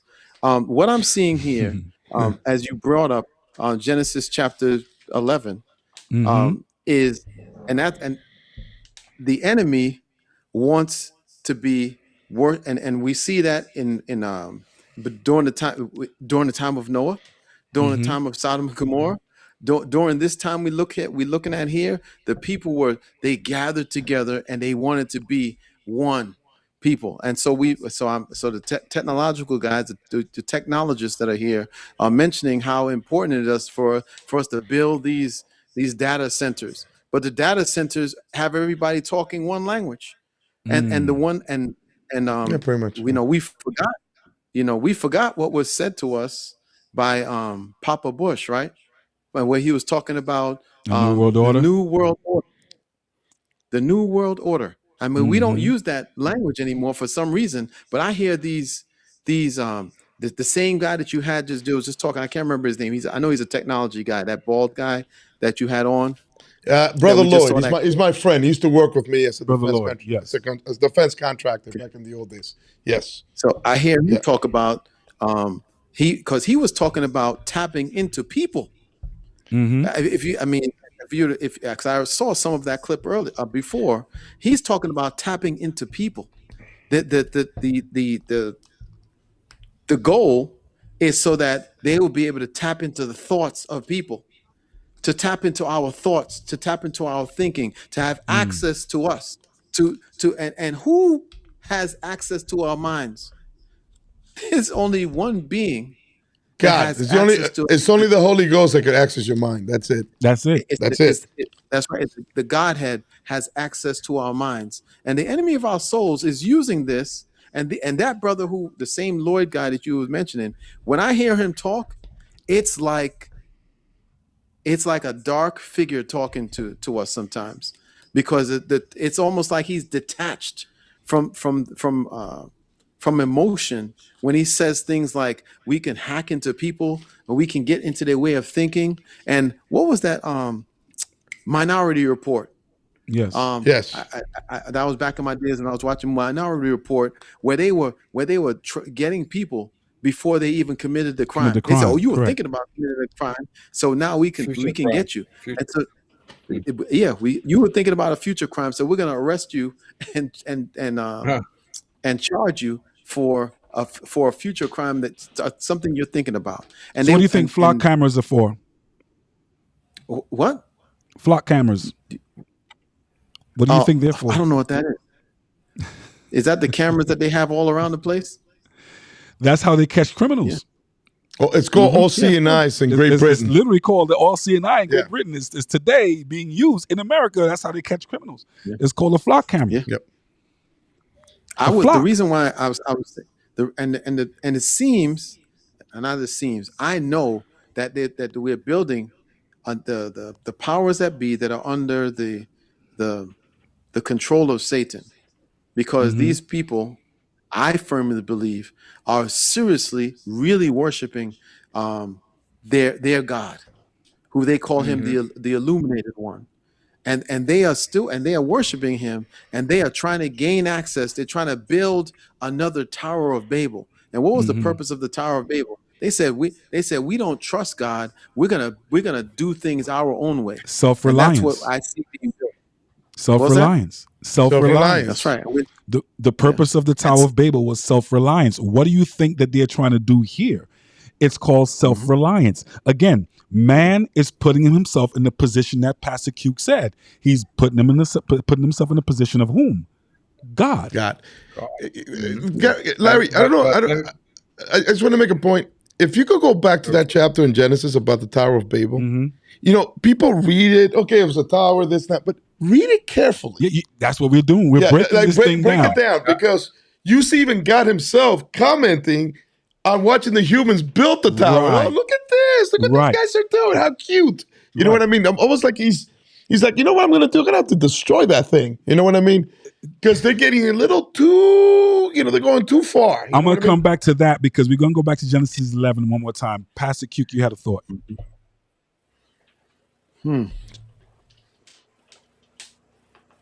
You on mute, man. I don't know how you muted yourself, man. Did he mute himself? Just go ahead and talking to himself right now. There he goes. Go ahead. This thing is dealing with issues that are deep.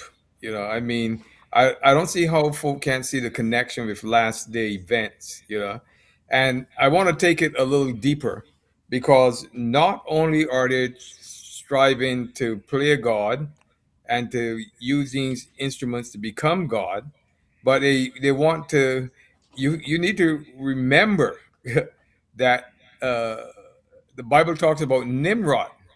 Remember Nimrod, who was a great hunter before the Lord. And when you look at that and you break it down in the Hebrew, it's actually looking at a man who was a great warrior against God. And when you study ancient writings, you think about Nimrod, you're talking about a manhunter. A manhunter. That's why, someone who hunted the people of God, and there's and I can go into some of the ancient biblical history, but suffice to know that this man was against God. He was a general against God. And when they built the Tower of Babel, people are going to think I'm crazy, but I'm talking about, I'm looking at the depth of this thing, and I'm looking at the fact that we're individuals have understood that it's coming from. I don't know. I hope you can hear me. Everything is going. Yeah, we can hear you. We can hear you. Okay, can you hear me now? Yeah, perfectly. Okay, yeah, it kind of froze for a minute, but these people believed in what we call portals. Okay, and they wanted to go and they wanted to reach heaven. They knew you couldn't build something, so they were wise people. You can build something so high and so monstrous that it couldn't, that it could reach past into the stars and all that stuff. But they were thinking of portals, and in fact, the Bible, kind of talks about like the gates of heaven. They talk about Bethel and so on. All these things allude to portals, and this is what these folks. You go back and you think about the ancient mind, okay, and so they wanted to reach up and into a portal and go against God and defeat God and establish their own kingdom. We had enough of God. He destroyed the world, and he's manipulating us and all that stuff. That's the way they're taught. And so what we're looking at now, I believe, is a modern day Tower of Babel. I'm so glad that you took it there, because they want to go against God. I mean, even creating their own religion. We talked about that in one of our previous shows. Where he talked about they create, and just recently I saw an article where they talked about the computer having its own religion. This thing The Church of Malt. The Church of Malt? Yes. Have mercy. So this thing is developing its own mindset. This thing is getting deep. That's all I can say. It's getting a little weird. Larry, can I answer some stuff that I see? Yes, go ahead. In the chat and some folks out there. Go ahead. And actually, also to answer the what was Paul? Paul. Sorry, Paul. Yeah, brother Paul. One of the things he commented on. So when Brother Lloyd was here, because he was a defense contractor like me, I'm going to just quote a name that everybody could Google, right, relating to mind control on experiments that the government did, especially the CIA. It's called MK Ultra, okay, for those listening out there. So they've already done experiments with trying to hack human minds. And there was even another show, because this is a 100 show. So I was on one show here where we talked about utilizing microwaves to basically kind of like oscillate alpha waves or program human brains. So yes, they have attempted all that kind of stuff too. They were going to use it as a weapon. And it's believed how a lot of these weird Manchurian candidates that you see doing assassinations and stuff, because they programmed them. And Ted, I believe his name was Ted Kaczynski, the Unabomber, if I remember correctly. They did the MK Ultra experiment on him. He was actually a prodigy. He was 16 years old when he went to actually Harvard, and it took him. It's kind of sad actually, and he went crazy, and that's what he was doing. But that's a whole conversation. But mind control experiments have been done by the government forever. It has nothing to do with the AI situation that we're discussing here, but I'm just trying to answer some people out there. Yes, they can actually attempt to hack your brain. It's been done. Right? But that's the whole point. Yeah. That's the whole point when it was said by this gentleman that we just listened to. He said digital dictatorship, meaning that I'm going to now rule over you digitally, right? That's number one. Yep. Hacking life and engineering life. Yes. That's two totally different things. Two animals, yeah. Two different animals. Yeah. He mentioned that this is what their plan is, to hack life and to engineer life using biologies. The laws of natural selection is going to be obsolete. Obsolete, yeah. Science is to replace natural selection, right, into more of an intelligent design. So how are they using that? I remember before, YouTube used to be nice to me when I brought this thing out. And for those of you who want to see that video, you need to get to my website. Good luck getting it now. It's on my website. I see your website. Yeah, okay. no, YouTube took that thing forget down. about it. You're not going to see that. They No. took it down. No. When I told you guys exactly how they're looking to engineer and re-engineer life and to manipulate that through an mRNA system, I mean, this thing was it was bar none how they let you know this is the plan. I showed it to you on a TED Talk. They spoke about it in a TED Talk, right? And the thing is, the plan is still there. It's still in effect. The only thing that they need is supercomputing. It's almost there, and that's almost there. Like at a hairline. Right. There. Yeah. Right. That's what it. But could I go ahead. Sorry. Let me just ask the question here. Why do they want to manipulate minds? Why do they want to control and shape minds? I mean, that's something we have to consider. Not only are they looking to use them to make money and to manipulate them to do their service and what have you, but the fact is, ultimately, it's to go against God. They're creating an army. Remember, I'm just, Larry, I'm just following the path that you chose. And you talked about the Tower of Babel, and the Tower of Babel was a group of people, Nimrod manipulating a group of people to go against God. We are looking at the devil putting his army together through technology to stand against God in the last days. And you remember, and look at it. Look at how this thing is shaping. Look at, they want to form their own religion, and this religion, you have people right now, young people who have decided they want to be part of that religion, and and this technological Jesus and all this kind of stuff. And so they are leading people away from the true God and actually bringing about a hostility against God, Right. And so But that's the whole plan. This is. Can I interject here? And I just want to go with Pastor Cuke here. So, Pastor Cuke, if you turn the back of a dollar bill in Latin, I'm going to say it in Latin, Novus Ordum Seclorum. Everybody watching the show, take out a dollar bill, Novus Ordum Seclorum. New World Order. New order of new seclorum in Latin means secular age, but it means secular. Correct. So it's new. So really, novo means new. Ordo means order. Seclorum means secular. Correct. New secular order. So it's been there, and that, by the way, that symbol there, that's all, Mason, Masonic stuff. George Washington was a Mason. It was just if you go to DC, everything is in triangles and 33-degree stuff. All of DC is all Masonic symbology, right? Right. So the square and the compass. You got it. So the reason I'm bringing that up, I'm pointing that, throwing it in there, is that what this machine does, what they ultimately want, is a secular order. They don't want a godly order. Seclorum means earth, secular, fleshlings. Right. They want to be, they pretty much said it. It's outside of the Bible. It's outside of God. So it's not that they want to replace a God. They want to have that man is God, right? That's really where they want to take it to. It's all about us. Man is God. All right, Paul got something to say. Seclorum. But Brother Alvin, I just want to now, yes, that's from a man's standpoint, but remember, there is an entity that's leading these people, and the entity that's leading those who go against God, just like during the time of Nimrod. Nimrod's God was himself, but above him, he was worshiping Satan. He was literally a Satanist. So we see that there, even today, that same spirit is going through the people that are going against God and wanting to worship themselves. They're not setting up they're setting up themselves as God.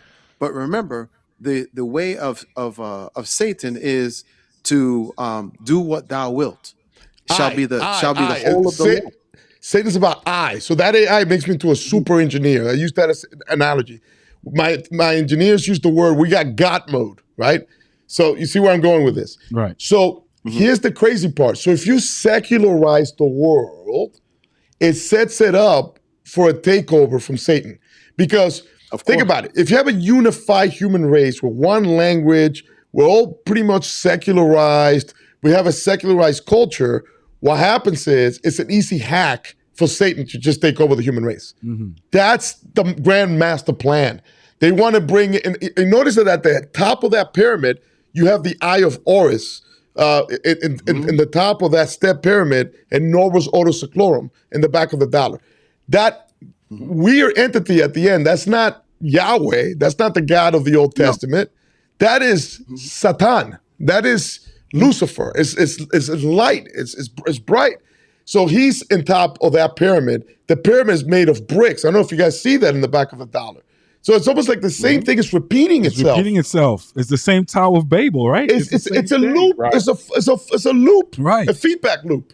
Right. As to why Babylon is the core foundation that God is using from a physical Babylon to a spiritual Babylon, because we're still in it. This is the same repetitive. Nothing new under the sun. Nothing. It's reciprocal. It's repetitive. It's cyclical in its way. It's just continue to turn and turn and turn. And God is saying this thing is churning until it dies, until it has to die out. Go ahead, finish your thought, Paul. I just wanted to make it clear, as you mentioned, seclorum, that seclorum is, or secularism is satanic. So 100%. So again, the religion of Satan is secularism, and secularism is the satanic religion. So not only, so you mentioned that secularism is taking us to Satan. No, secularism is Satanism. 100%. That's not even a debate. That's why communism was evil.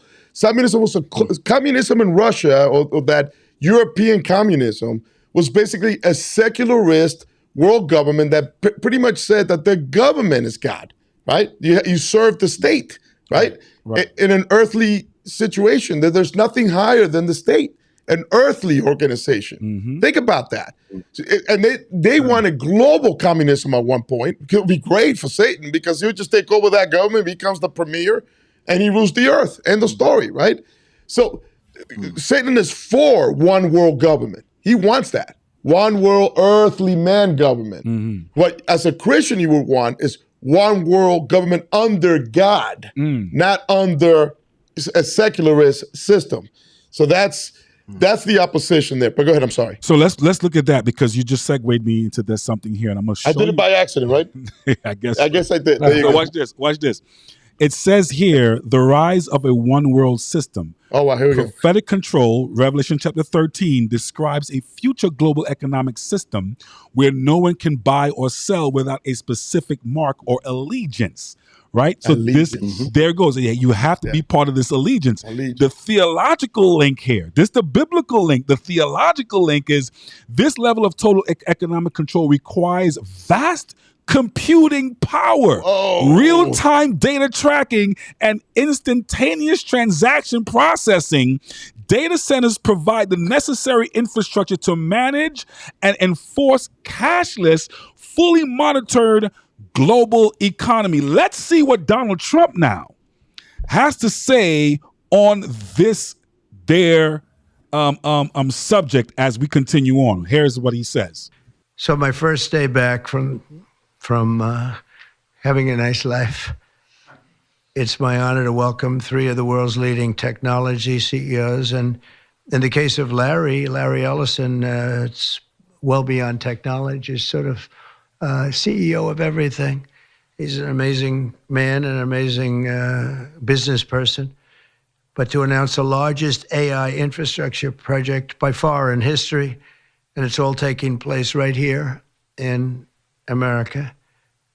As you know, there's great competition for AI and other things, and they're coming in at the highest level. We're joined by Oracle Executive Chairman Larry Ellison, SoftBank CEO, my friend Masa Yoshi's son, and CEO of OpenAI, and I would say the by far the leading expert based on everything I read, Sam Altman. So that's great that you're coming in together. That's a massive group of talent and money. Together, these world-leading technology giants are announcing the formation of Stargate. So put that name down in your books, because I think you're going to hear a lot about it in the future. A new American company that will invest $500 billion at least in AI infrastructure in the United States, and very, very quickly, moving very rapidly, creating over 100,000 American jobs almost immediately. This monumental undertaking is a resounding declaration of confidence in America's potential under a new president. Let me be a new president. I didn't say it, they did. So I appreciate that, fellas. But it'll ensure the future of technology. What we want to do is we want to keep it in this country. China is a competitor and others are competitors. We want it to be in this country, and we're making it available.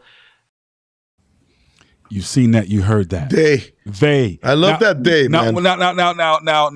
Now, Stargate, Star, and Gate are two separate words brought together as a compound. Okay? Star, the Bible says, and I saw Satan fall from heaven like a what? Like a star. Like a star. Yep. Okay, so he's called a star. All angels are called what? Stars. Stars. Yeah. Okay. All right. What do you do with a gate? You go through it. You go through it. So why are they utilizing this word, this term? Code. Language. Yep. It goes back to language. Now, it's funny to me. I was looking at AMC, my good brother, Pastor James, and what you just saw from Donald Trump, it seems to me that Pastor James is looking at the written language from the White House. Check this out. Now, who is primarily responsible for this? Well, let me share my screen with you. Acceleration Federal Permitting of Data Center Infrastructure. The Trump administration says the following: my administration has inaugurated a golden age for American manufacturing and technological dominance. We will pursue bold, large-scale industrial plans to vault the United States further into the lead on critical manufacturing processes and technologies that are essential to our national security. Pay attention to this word: economic prosperity and scientific leadership. These plans include artificial intelligence, AI data centers, infrastructure that powers them, including high voltage transmission lines and other equipment. It will be a priority of my administration to facilitate the rapid and efficient build out of this infrastructure by easing federal regulatory burdens. What does that mean? Well, he's going to make it easier for data centers to be built all around the United States. You've seen that. You heard that, Pastor Q. Can I interject here? Deep. That's deep. You know, I think you want go on.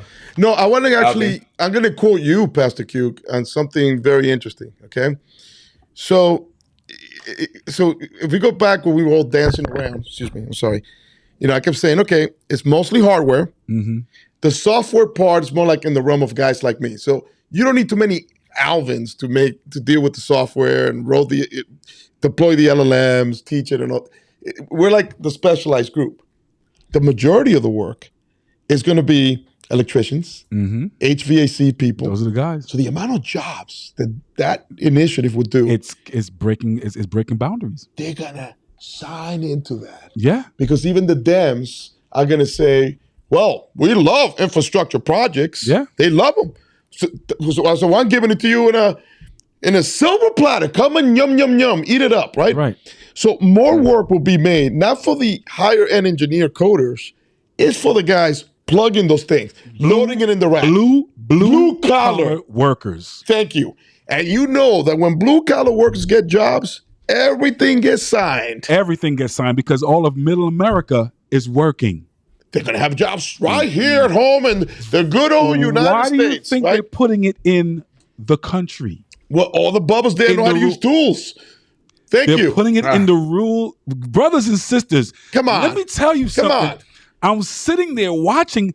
I went to Bridgeport. I drove to Bridgeport. I made sure. Man, did I put the picture up there? Oh my God, we'd love for you to put the picture. I'll get the picture. You get the picture. Yeah. Listen, you giving me goose pimples. I went to Bridgeport and I said, wait a minute. They put this thing in the back of the country. Are you kidding? Knowing that nobody comes down that road, 277. Nobody goes to that road. 277, nobody comes down that road. I live here. I can tell you, nobody goes there. Nobody goes down that road. And I said to myself, why is this so deep in the country? They're hiding. They're putting these things in places where people don't even want to, they don't know where these things are, right? Unless you live in the community. And I said, wow. In the country? Why? Well, that's where you find who? Your blue collar They know how to workers. use every tool known to mankind, right? And that is very American, and it's putting those guys that were displaced because the Industrial Revolution collapsed. Now they're working again. There you go. That's what that's going to they're going to rubber stamp this whole thing. Well, they did already. They did already. Because look what Trump put together, Pastor Q. He put he put Larry Ellison, the largest data center company in all of America, Oracle. Well, okay, that's the big kahuna. That's it. That's it. You with the top of the chain, right? Then you got the top open-the-eye guy right there. And then you have the bank. Yoshi's one of the biggest bankers in the planet. There you go. So you've put so Rome is now. Let's get into it. No, we're dancing. The merchants of the world now is coming together here, Pastor Q and Paul. Do you see this? Do you see this? Of course. This thing is moving rapidly. There's an objective in mind. I don't know. Maybe I guess you guys don't want to deal with it. But everything is, this is an army being formed against God, to go against his word, to go against his people. The Bible said, I saw the armies of darkness, Gog and Magog, and they went up to attack the city, and all this kind of rhetoric, talking about this is their ultimate desire, is to defeat the armies of God. They're putting together machinery. That in Psalms, I think it's the second Psalm, why do the heathens rage and the kings of the earth? Imagine a vain thing that the kings of the earth set themselves. What does it mean set? It means to prepare armament, set themselves against God and against his anointed. So we're seeing armament being prepared. And now I don't know if you guys, I'm sitting here and say, do you guys see what I see? It said Stargate. Right. We coming to that, Pastor Q. We're gonna. It's coming. Yeah. But can I just go ahead? Go on. Finish your thought, Alvin. No, I wanted to actually talk to you, to address you, Pastor Q, because I'm hung up on the whole thing about hardware. The blue collar man. Who's the blue collar man? He's a godly man. They go to church every Sunday. So the monster's built by godly hands, by blue collar hands, guys who are the salt of the earth, because they want to feed their families. They haven't had job opportunities like that ever. Remember, hardware equals blue collar men having a job. Software, not so much. Hardware, yes. Putting all those machines, plugging them, running the Ethernet lines, running the power lines, running the HVAC systems. They know how to do this kind of thing, right? Right. So it's almost like they created like this massive honeypot to build the monster. So that they give you the honeypot, build the monster, right? The question that we probably should slow down is that I see two paths here. That one is, should we slow down and go back to an early 21st century or late 20th century style of living, which is not bad. I mean, we ate, we had cars, we had clean water. We lived peacefully. We lived happily. We live happily, right? So you don't really need this fancy stuff. I mean, I enjoy it, because I can do some cool things, but I'm a geek, I'm a technologist, I get it. But do I need it, right? I mean, I was making money back then as I'm doing now. I mean, I can live in either one economy. It doesn't matter to me, right? So that's one point. Or we follow this path, but watch this one, with a caveat, a little guardrail. And the guardrail is, I almost feel like the theologians who are also ethical types should be part of the equation of building the machine to put guardrails that we don't end up with a beast. But that's the point. That's the problem, Paul. If they utilize as what Alvin is suggesting, because that's a very it's just a suggestion. To have theologians come in and sit in a room of these money men and these Minutemens and these guys who hold the bag, right? It almost puts the wrong. Whoa! As a matter of fact, didn't Trump set that up? That's right. Paul, didn't he set that up, Paul? Put a split screen. Oh, I thought he had that there. Yeah, but I mean, I'm sorry. Go ahead. I was gonna say, I heard Pastor Q say it a few times, and Pastor Green. All roads lead one place, to Rome. And so you talked about those guys. Trump brought those money guys in, the three. He said these are the three powerhouses. No, they're not the three powerhouses. There is somebody who came up with the banking system, and the person who came up with the banking system is not standing there. He might be represented standing next to Trump, but he's not the person who came up with usury. That usury, yeah. There is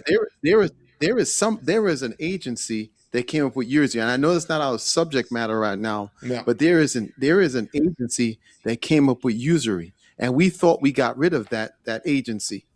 You remember they tried to get rid of the Knights Templar, right? They tried to get rid of them, and they're the ones who came up with the system of usury. And so every single world leader, every single government agency, every single corporate agency has to give obeisance to the agency that came up with usury. And if you know, and I know Pastor Q knows this because I've heard him talk about this. I've heard Pastor Green talk about it. There's one agency that came up with usury, the way of making money off of people. And we're still using that system today. And that system is in control of kings. That system has to bow down to kings. That system has kings bowing down to them. That system has presidents bowing down to them. That system has presidents and leaders and prime ministers dressing in black, getting their wives dressing in black, and going to their place that sits among seven hills, and they have to give obeisance. So I know that it seems far-fetched. Now Alvin even mentioned that they're going to use some kind of theologians, and that they're not going to go to the true Bible-believing Christian. They're going to go to the system, the false system that was set up by the enemy. And the false system that's set up by the enemy that we know is called Catholicism. And it is a mixture. It is a mixture of supposed Bible and paganism. And that's the same system that came up with usury. And usury is controlling the world. It doesn't matter how big you get. The names we see, the Rothschilds and the Rockefellers and the whoever's, those are not the big wigs. The big wigs are the ones who are following the system that came up with usury. And the system that came up with usury, we read it in Revelation chapter 18, they're gonna mourn. They're gonna mourn when they realize that they've been following this system, this Babylonian system, this paganistic, political paganistic system.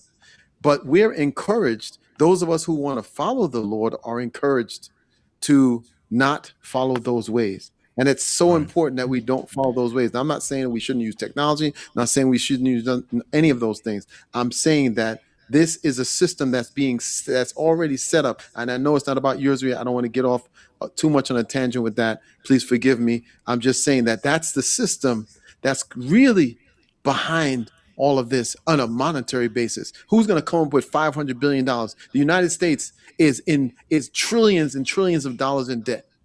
Who's going to give that money to the United States of America to build this infrastructure? We don't have it. that banker is. He's actually That's why he's there. That's why Yoshi. he's there. That's why he's there. That's why Yoshi's there, because he's going to write the check. That $500 billion coming from him. There's somebody on top of Yoshi. Well, we know that. We know that. Yeah, we know that. We're not even debating that. yet. We're not debating that. We're saying that you see the 3 pillars that Trump brought in, the 3 pillars, and Larry Ellison went on a podcast and told them exactly what the plan is. He said, "Listen, this will help with surveillance. This will help with flock cameras. And it's already being done. It's already being done." The other question is, Pastor Cuke, as you listen to this video here, is this the real reason why they're pulling all of this power together? I want you to pay attention now to this video here by a professor. This is a professor who sets this thing up in his mind, and people are thinking it's conspiracy theory, Alvin and Paul, but I want you guys to pay attention to what he's saying, because now we get down into the spiritualism or the spiritualistic part of this podcast. Here we go. Again, the plan is to kill everyone so you can save the world. That's literally the plan. All right, now you're like, this is all very crazy, and maybe Karen Howe is just a crazy person, but there's another reporter, Ronan Farrell, and he's a very famous reporter who writes for The New Yorker. And he just published a profile of St. Altman and OpenAI in which he says the same thing, okay? Oh my God, okay? It's a Stargate. These data centers, OpenAI, AI, it's designed to summon demons and aliens from the other dimensions. Okay, this is it, okay? This is not a science project, guys. It's an occult project. It's designed to bring aliens, demons, into this world. And then you're like, this makes no sense. Actually, it does make sense, okay? Let me tell you how this works. All right, so what's going on here? These people who are occultists, they understand the fundamental nature of reality. They understand that the source of reality is human consciousness. So if you're able to control human consciousness, you become God itself, okay? So, allegory of the cave, Plato. Okay, so we talked about this before, but I'll remind you.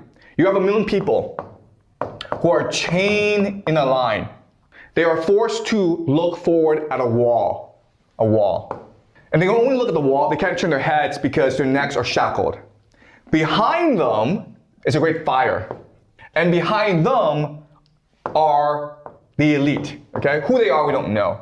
And what they like to do is they like to take puppets, okay? And then reflect these puppets onto the wall, projecting from the fire. So what everyone sees in front of them are shadows. Now, these shadows are nothing. They don't exist. They don't matter. But because we have an imagination, we have intuition, we are conscious, we see these shadows on the wall and we turn them into a reality, okay? We believe that this is reality itself. And so we start to give it names. We create language, we create religion, we create schools to teach children to believe in these shadows.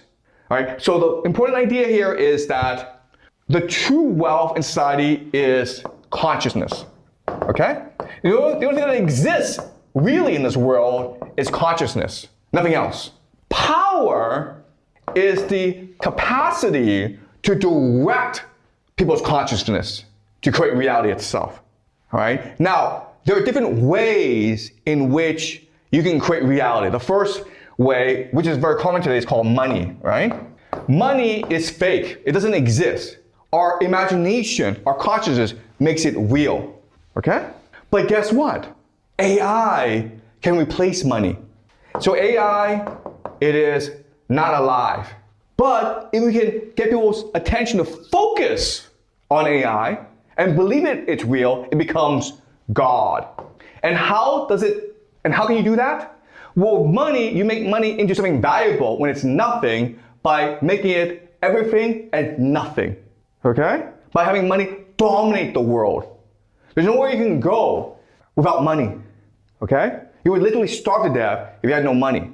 So you make money so pervasive, so dominant, that people are forced to rely on money.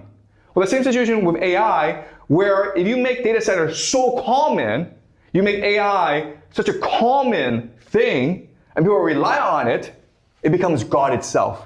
And how do you do that? Well, you have AI in school. You know, he beat me to something I was going to say. You seen that? You heard that? That was a lot of information. He nailed it beautifully. Yeah. He nailed it. Yeah. He nailed it. Yeah. So let's take this in pieces. Can I do the financial one? Because he ended. I'm gonna take it in pieces. Okay. Let's break it down. I in just pieces. want you to move the financial one first. All right, let's do that. Let's put the financial one in front of the spiritual one, which is the open portal of Stargate, and then we'll go into Stargate. But go ahead with the financial. Because I want to kind of go back to Brother Paul, because he closed it with the usury. Okay, so Brother Paul, the usury or real money, like you're seeing on that presentation, all an illusion. It doesn't exist. All usury is, all debt is, and I'm doing even a financial class for the church. So I actually do a little thing about that. All debt is an entry in a ledger. That's all it is. The money itself is not even real. It's all BS, because there's no such natural resource in nature called money. Money is a human mental construct. So is debt, by the way. All of it. It's just nonsense. So going back to the AI, one of the things that the AI is going to force in the world is not debt. Debt is going to just disappear. It's a universal basic income or fabricated income, because people are not going to have jobs. Right. Because you're not going to own nothing. The machines are going to do everything. Correct. So only a few, a minority of people, the engineers, the technicians, turning the knobs and tuning the thing, we're the only ones who are going to have a job. I mean, and eventually not even us, right? Because eventually the machine can fix itself. Correct. And then we're done too, right? So it would create artificial wealth. That's the crazy part. It's like a golden age, Larry. That's what Trump is calling it. That's That's what Trump is calling it. Right? Usury is going to be obsolete. Usury that's medieval. That's medieval illusion. This is a 21st, 22nd century illusion. The illusion of infinite income. Wealth, correct. Infinite wealth, right? Because you don't need to work. You're going to have all your needs met, right? You own nothing and you'll be happy. Like Klaus Schwab was saying in the World Financial Forum, right? That's basically what that is, right? So we're still holding on to 20th century and even medieval concepts of debt, the mortgage. Those things won't even mean anything. No, not anymore. Once this thing takes over, it's irrelevant. And that's where you get your little antichrist system, because now if you don't partake in that system, you don't get your little mark, you cannot partake in that. You can't buy or or sell. Matter of fact, you need debt to buy and sell. And you don't have that. You can even get that. You can't get that. It's actually a nightmare created by a secular paradise. Wow. That's what it is. It's a secular paradise, but it becomes a system of control. And that's how the big boy takes over. Correct. On earth. Correct. Yeah. So now, Pastor Q, go ahead. Well, I mean, I want to ask the question, what does this remind you of when they talk about, and that word portal, that's a deep word, I mean. So are you ready to get into it now, Pastor Q? Let's ride, man. Are you ready? Okay. Because it's going back to CERN. You remember? CERN is the same thing. We are looking at technological witchcraft. That's why, and they're trying to summon the spirits through the portals, creating technological portals to bring these entities in. Technological portals. So wait a minute. Pastor Q, what are you saying to me? Somebody on the chat says, wait a minute, aren't demons already in this world? Yeah. They're already here. But can you see them? No. Disembodied spirits. Right. Disembodied spirits, right? Oops. So hold on a second now. They need a host. Not only do they need a host, it's not really the host per se, because they can develop themselves and manifest themselves. They're still angels, right? Watch this. Everything is a foolery. we're building these systems, calling it a portal, right? To bring in so that we can show you these aliens. Donald Trump says we have aliens, and he's going to release the report on the aliens. They call it disclosure. Right. He's going to unleash the disclosure. And open up what we all want to know is there life outside of Earth? Right? Now, the more you perpetuate this thing, the more people's minds are going to want to know. Has he released anything yet? No, but he continue to do so and say, yeah, we're going to continue doing that, and people get more and more interested, right? The whole point is to cause this thing. When you have that much power, you can cause fire to come down from the sky. You can do a whole lot of things. We already know how to do that. Oh, we know we've done that right now with satellites and this, that, and the third, right? I mean, come on, that's like amateur hour, man. What I'm saying is though, you blast something through the sky that looks like a portal because everybody's waiting for Jesus to come. You have the Muslim waiting for the Mahdi to come, and Isa, right? Yeah, you blast open a portal into space. Explode a little nuke. You get a little donut explosion like that, and you see these spiritual demons walking through this thing, and people's mind is going to do what? Oh my God! Explode! It's angels coming to Earth. It's going to explode.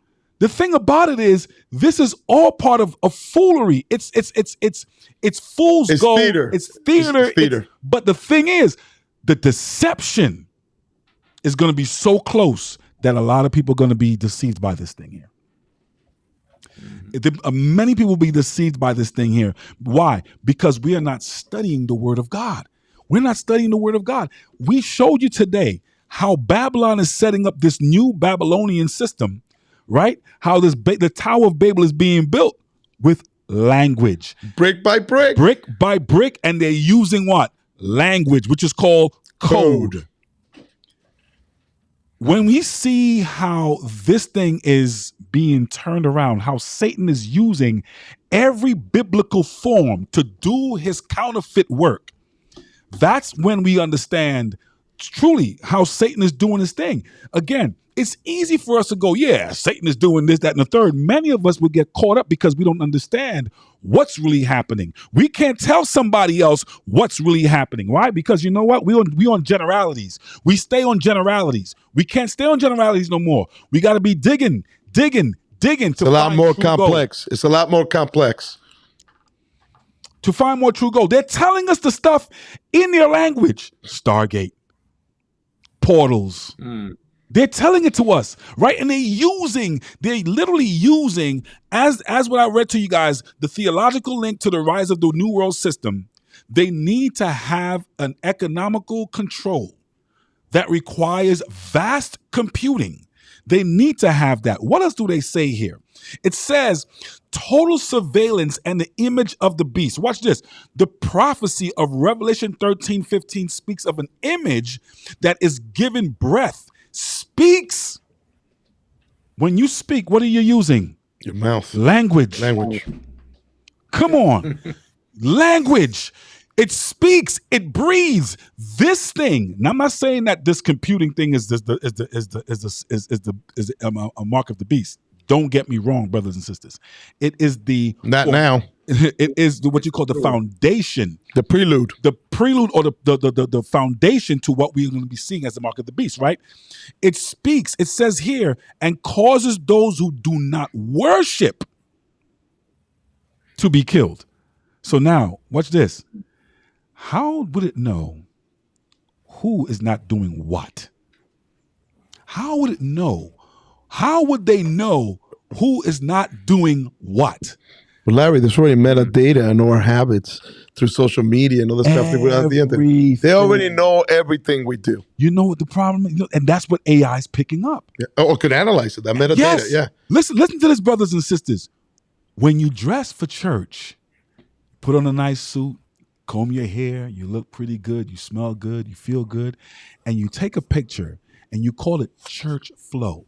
And then you post it on Facebook and Instagram. What made it? You can delete it, but nothing is deleted from the metadata.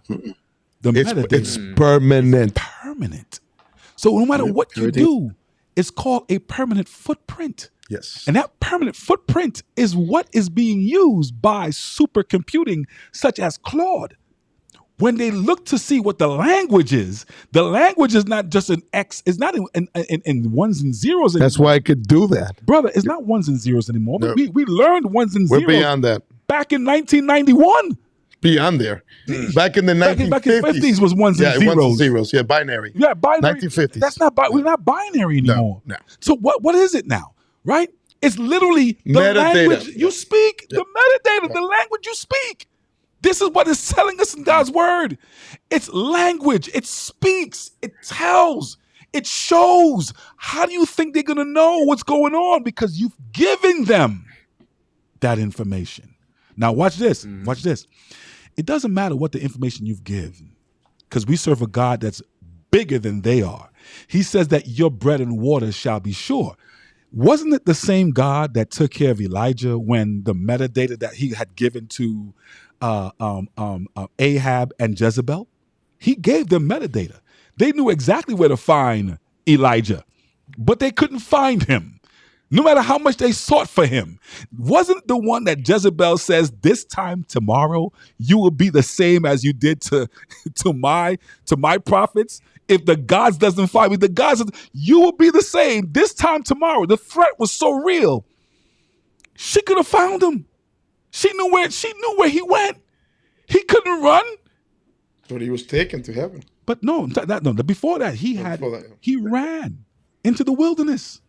He ran into the wilderness, and who fed him? Who took care of him? The Father gave him bread and water. Who brought the bread? The ravens. Sat him by the brook, and the ravens give him bread. Listen to this, brothers and sisters. All we're trying to show you is this, that the reasons why they're bringing these things and they're building these things today, it is not for the best cause. We can use it for the good cause right now. And God is allowing us to use it. But there's going to come a time where we'll have to all scale back from this thing. We're going to have to go to the wilderness. And we'll have to do the Elijah walk in the wilderness. But guess what? It says that even in Revelations, you're seeing it in Elijah. Again, that reverb thing over and over again. Mm-hmm. The signals, the same signal. The Bible's repeating the same thing. You have to go to the wilderness. Yes. You have to get away from the machine, right? You have to cut the machine. So that it keeps repeating that. If you're gonna be saved, you can't be in the machine. Cuke, your thoughts, Cuke. Pastor Cuke, are you frozen? Oh man, I hope you don't fall asleep. Paul, are you frozen? Are you still with us, Paul? Paul's there. Yeah, I'm here. Is Pastor Cuke? I am here. Cuke, Pastor. Oh, he's gone. Oh, is he really gone for real? He's gone. Oh my God. Is that first time on TV? Oh my God. Pastor Cuke, you can't be. We bored him to death. He was just talking. You might have to call his wife. Oh my God. What do we do? The one Hunter showed this is what happened. Pastor Cuke. Pastor. Hello. Pastor Cuke. Oh boy. Oh no, man, you're gonna have to cut him. We're gonna have to cut this gentleman right here, man. Pastor Q cannot be knocked out on us like that right now. I think we bored him. Yeah, we'll give him a break here. I mean, he was where was he? Wasn't he coming from someplace anyway? So he's been running all day, man. He's tired. He's been running all day. Yeah, he's tired. All day. I think he's frozen. Let's call it that. He's frozen. He must have froze. I don't know. But you know what, though? Truth be told, as we come to a close on this thing here, man, I'm going to share with you guys one more video here. And it's just going to show you the power of what this is all about, how this thing, and, you know, from a technologist perspective, it's all technology, but we'll see. We'll break it down in layman's term for you guys. Check this out. When I got into the sector in the mid-90s and I was selling internet access, you know, every office in America I went into had a data center. AI has turbocharged data center demand. It really happened over the last 2 years. I like to think about it as, you know, pre-ChatGPT and post-ChatGPT, right? Pre-ChatGPT, you had strong data center demand that was being driven by technology adoption, right? If you think about what a data center really represents, it represents the foundation for technology adoption. And all of a sudden, ChatGPT came and people saw this technology and were like, wow, this is going to change the world. And we need to figure out how to adopt it. And this particular technology has a unique characteristic, which is it can't run on CPU infrastructure, which is what the world lives on. It's the type of computers that are in your home or in your office today. It has to run on GPU infrastructure, which is kind of a parallel processing type of architecture, obviously most famously known by NVIDIA. And because the power factor of these GPUs is 5x, 10x the power factor of a regular data center CPU rack, it's driven this incredible demand for data center capacity. So I do think it's going to impact sustainability goals over the short term, and we're going to be using a lot more fossil fuels. I think it's kind of inevitable.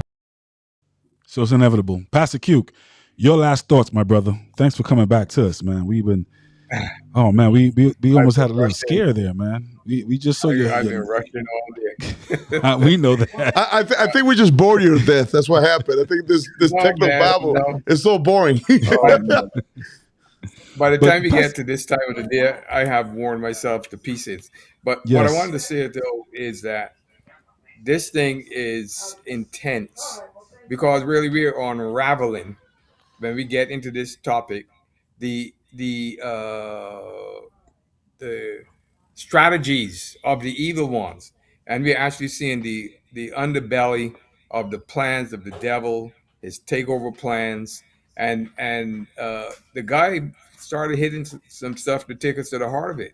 Because remember, he said that these people, those guys that showed up who were supposed to be the big shots in the field, he said there's a power behind that. And I like what Pastor Green says. You know what Pastor Green would say? All roads lead to Rome. Have mercy. Have mercy.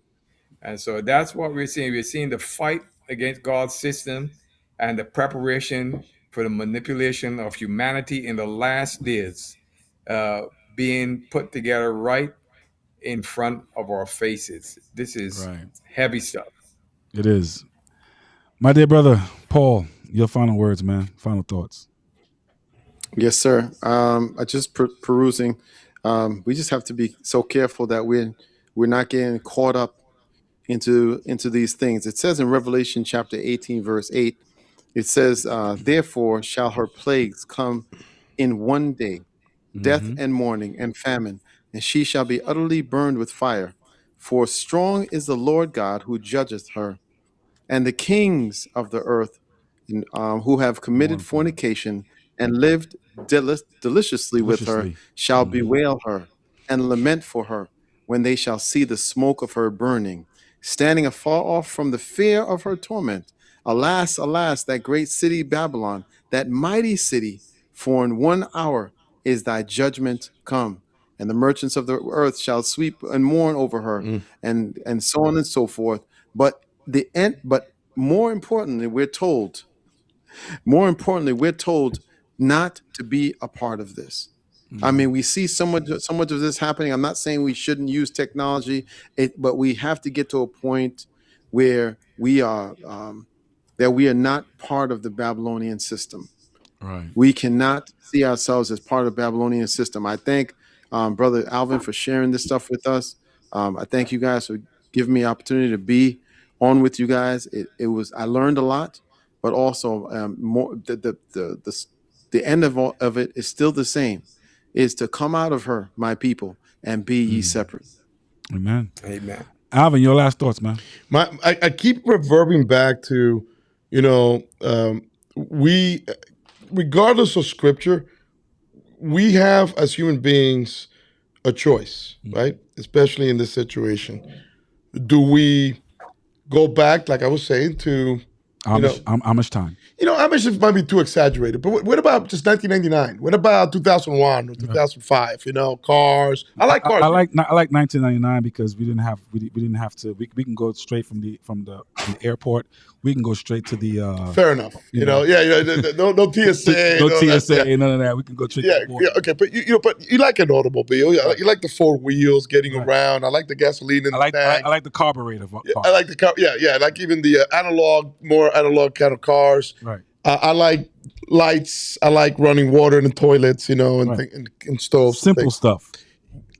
Were we happy then? I think I was very happy. I was very happy. I was very happy. Yeah. So my point is, do we need Star Trek, which is basically what we're trying to build in this thing, right? I enjoy it. I really have. I mean, it's been mind-blowing working with this technology, doing that kind of stuff. But I was working with that technology throughout the 90s and the early 2000s, and I did very well with it, actually, right? It was, I actually lament sometimes and miss the late 1990s, even right around the early 2000s, right around that time. You know when the world got really weird? Right after 2012. It's almost like something changed. Something changed in 2015. Yeah, it's like you flip a switch, right? And so we don't have to become the Amish, you know. I get news for you. Even the Amish use mobile phones these days. So, you know what I mean? So just to make a point. So we could have a relatively technological world. Of course, the whole human race will have to cooperate in this. Because if the Americans are going to go 1999 and China and Europe and the rest of the world goes, 22nd century stuff, we're dead, right? I mean, they're going to, humans, how they are, right? But let's say as a human race, we wanted to have a world, we should ask ourselves, and this is what the morality thing comes in, this is what theologian thing comes in, how much do we need to advance? If our needs are met, if we have transportation, we had aircrafts and jet planes, we have the same jet planes now as the 1990s, right? Where's all this going? What is the purpose of this? What is it that we're trying to build with this? Because that's a theologian, moral, ethical type of question. It's okay, so technologically we could advance to the high heavens, but if our hearts and our souls are, and I hate to use the word retarded or behind because we didn't ask the moral questions of where we're going, that's what the problem is with this technology, is that it has incredible potential.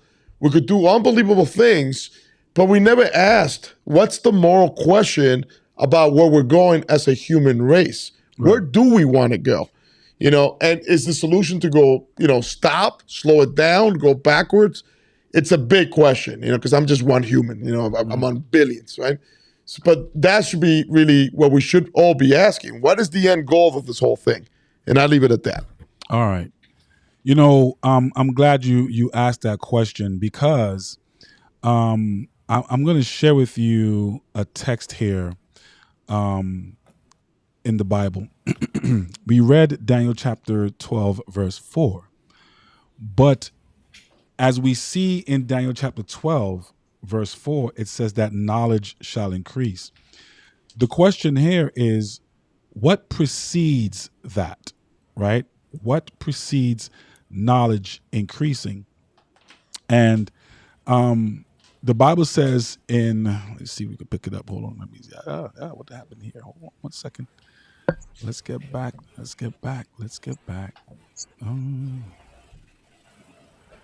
All right. Let's see.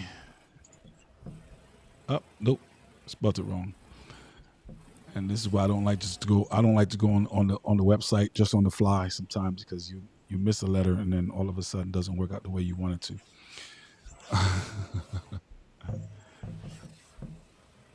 All right, here we go. Daniel 12. Let's see if I can share my screen here. I tell you, if it ain't one thing, it's another. Let's see if we can share my screen.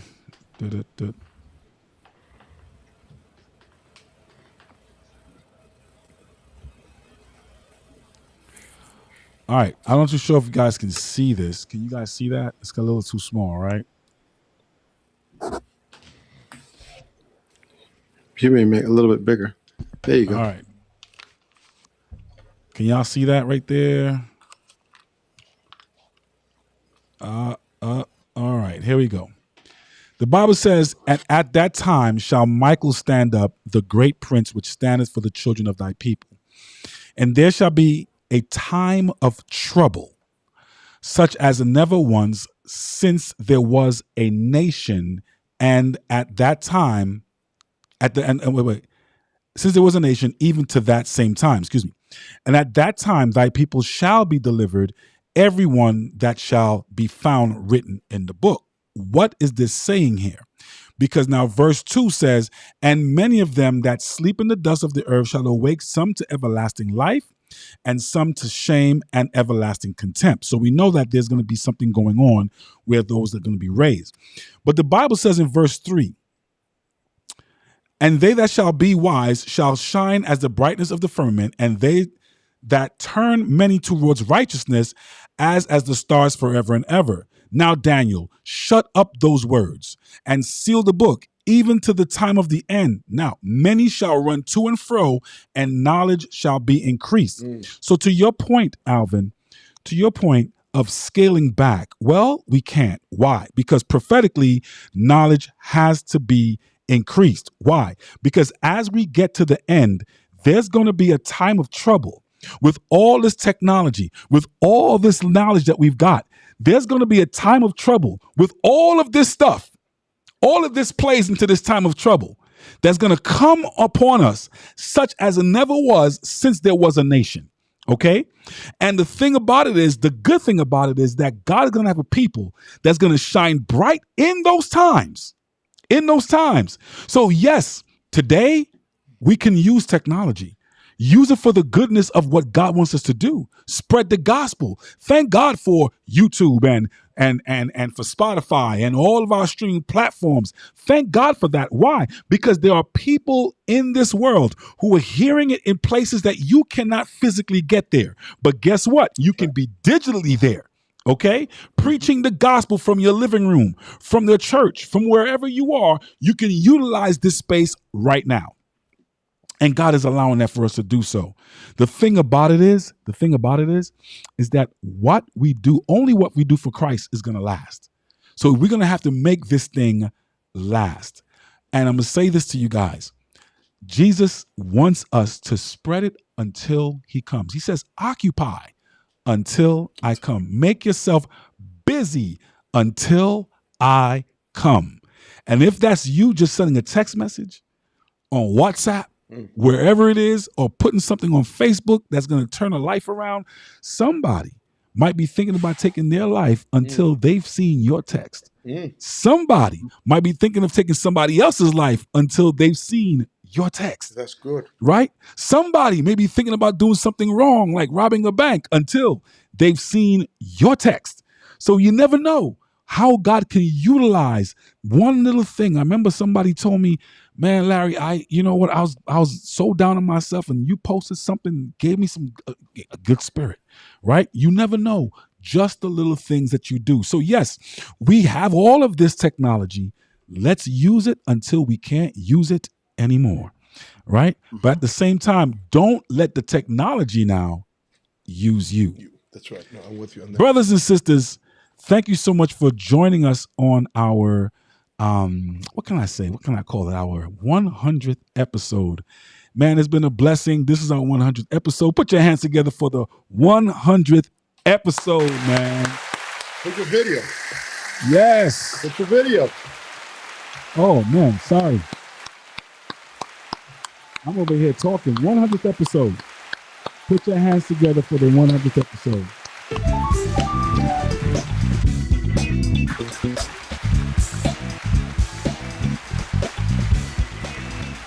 I'm hitting all kind of buttons tonight. Yes. I'm hitting all kind of buttons tonight. I don't know what I'm doing. 100 episode, brothers and sisters, and God has blessed us. Thank you so much. It's been a blessing. Pastor Green had started with us on the first episode. By the second episode, Pastor Cuke was with us.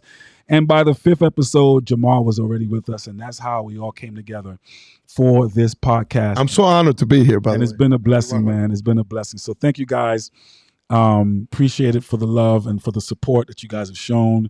Don't forget to go ahead and to register for Hope for the Homeless if you're going to be a part of that part with us in terms of being a volunteer. Don't forget to register for our camp meeting, brothers and sisters. It's now June. We're in the middle of June. The camp meeting is September. If you have not signed up yet, it might be because you may not want to come. But if you're going to sign up, please do so before the end of July, because once we get to the July, I'm sure space is going to run out pretty soon. So please register for the event, man. To God be the glory, great things he has done. As always, how long will you hold between two opinions? If God be God, then serve God. If Baal be God, then serve Baal. But as for me and my house, and I'm speaking for my brothers as well, we're going to continue to serve the Lord. God bless you, and good night. It's time to say goodbye, Jamal, to all our Christian friends. God bless y'all, and good night.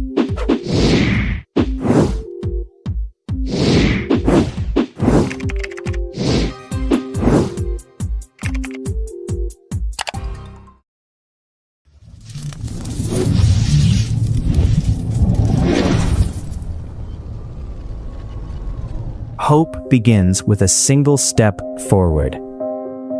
This Thanksgiving, we are sharing warmth, providing coats and essential clothing, preparing for those in need today. Toiletries and shoes are provided, meeting their most immediate needs first. Restoring dignity through simple, kind acts. A community united by sincere compassion. Every unique item tells a story of care. Join Mount Carmel this Thanksgiving. Visit our website today to learn more. Together, we bring hope to Chattanooga. Welcome to the first annual Mount Carmel Ministries Camp Meeting. Join us for a life-changing experience at the breathtaking Mountaintops Campgrounds. Get ready for a powerful lineup of special guest speakers and full days of soul-stirring seminars and presentations.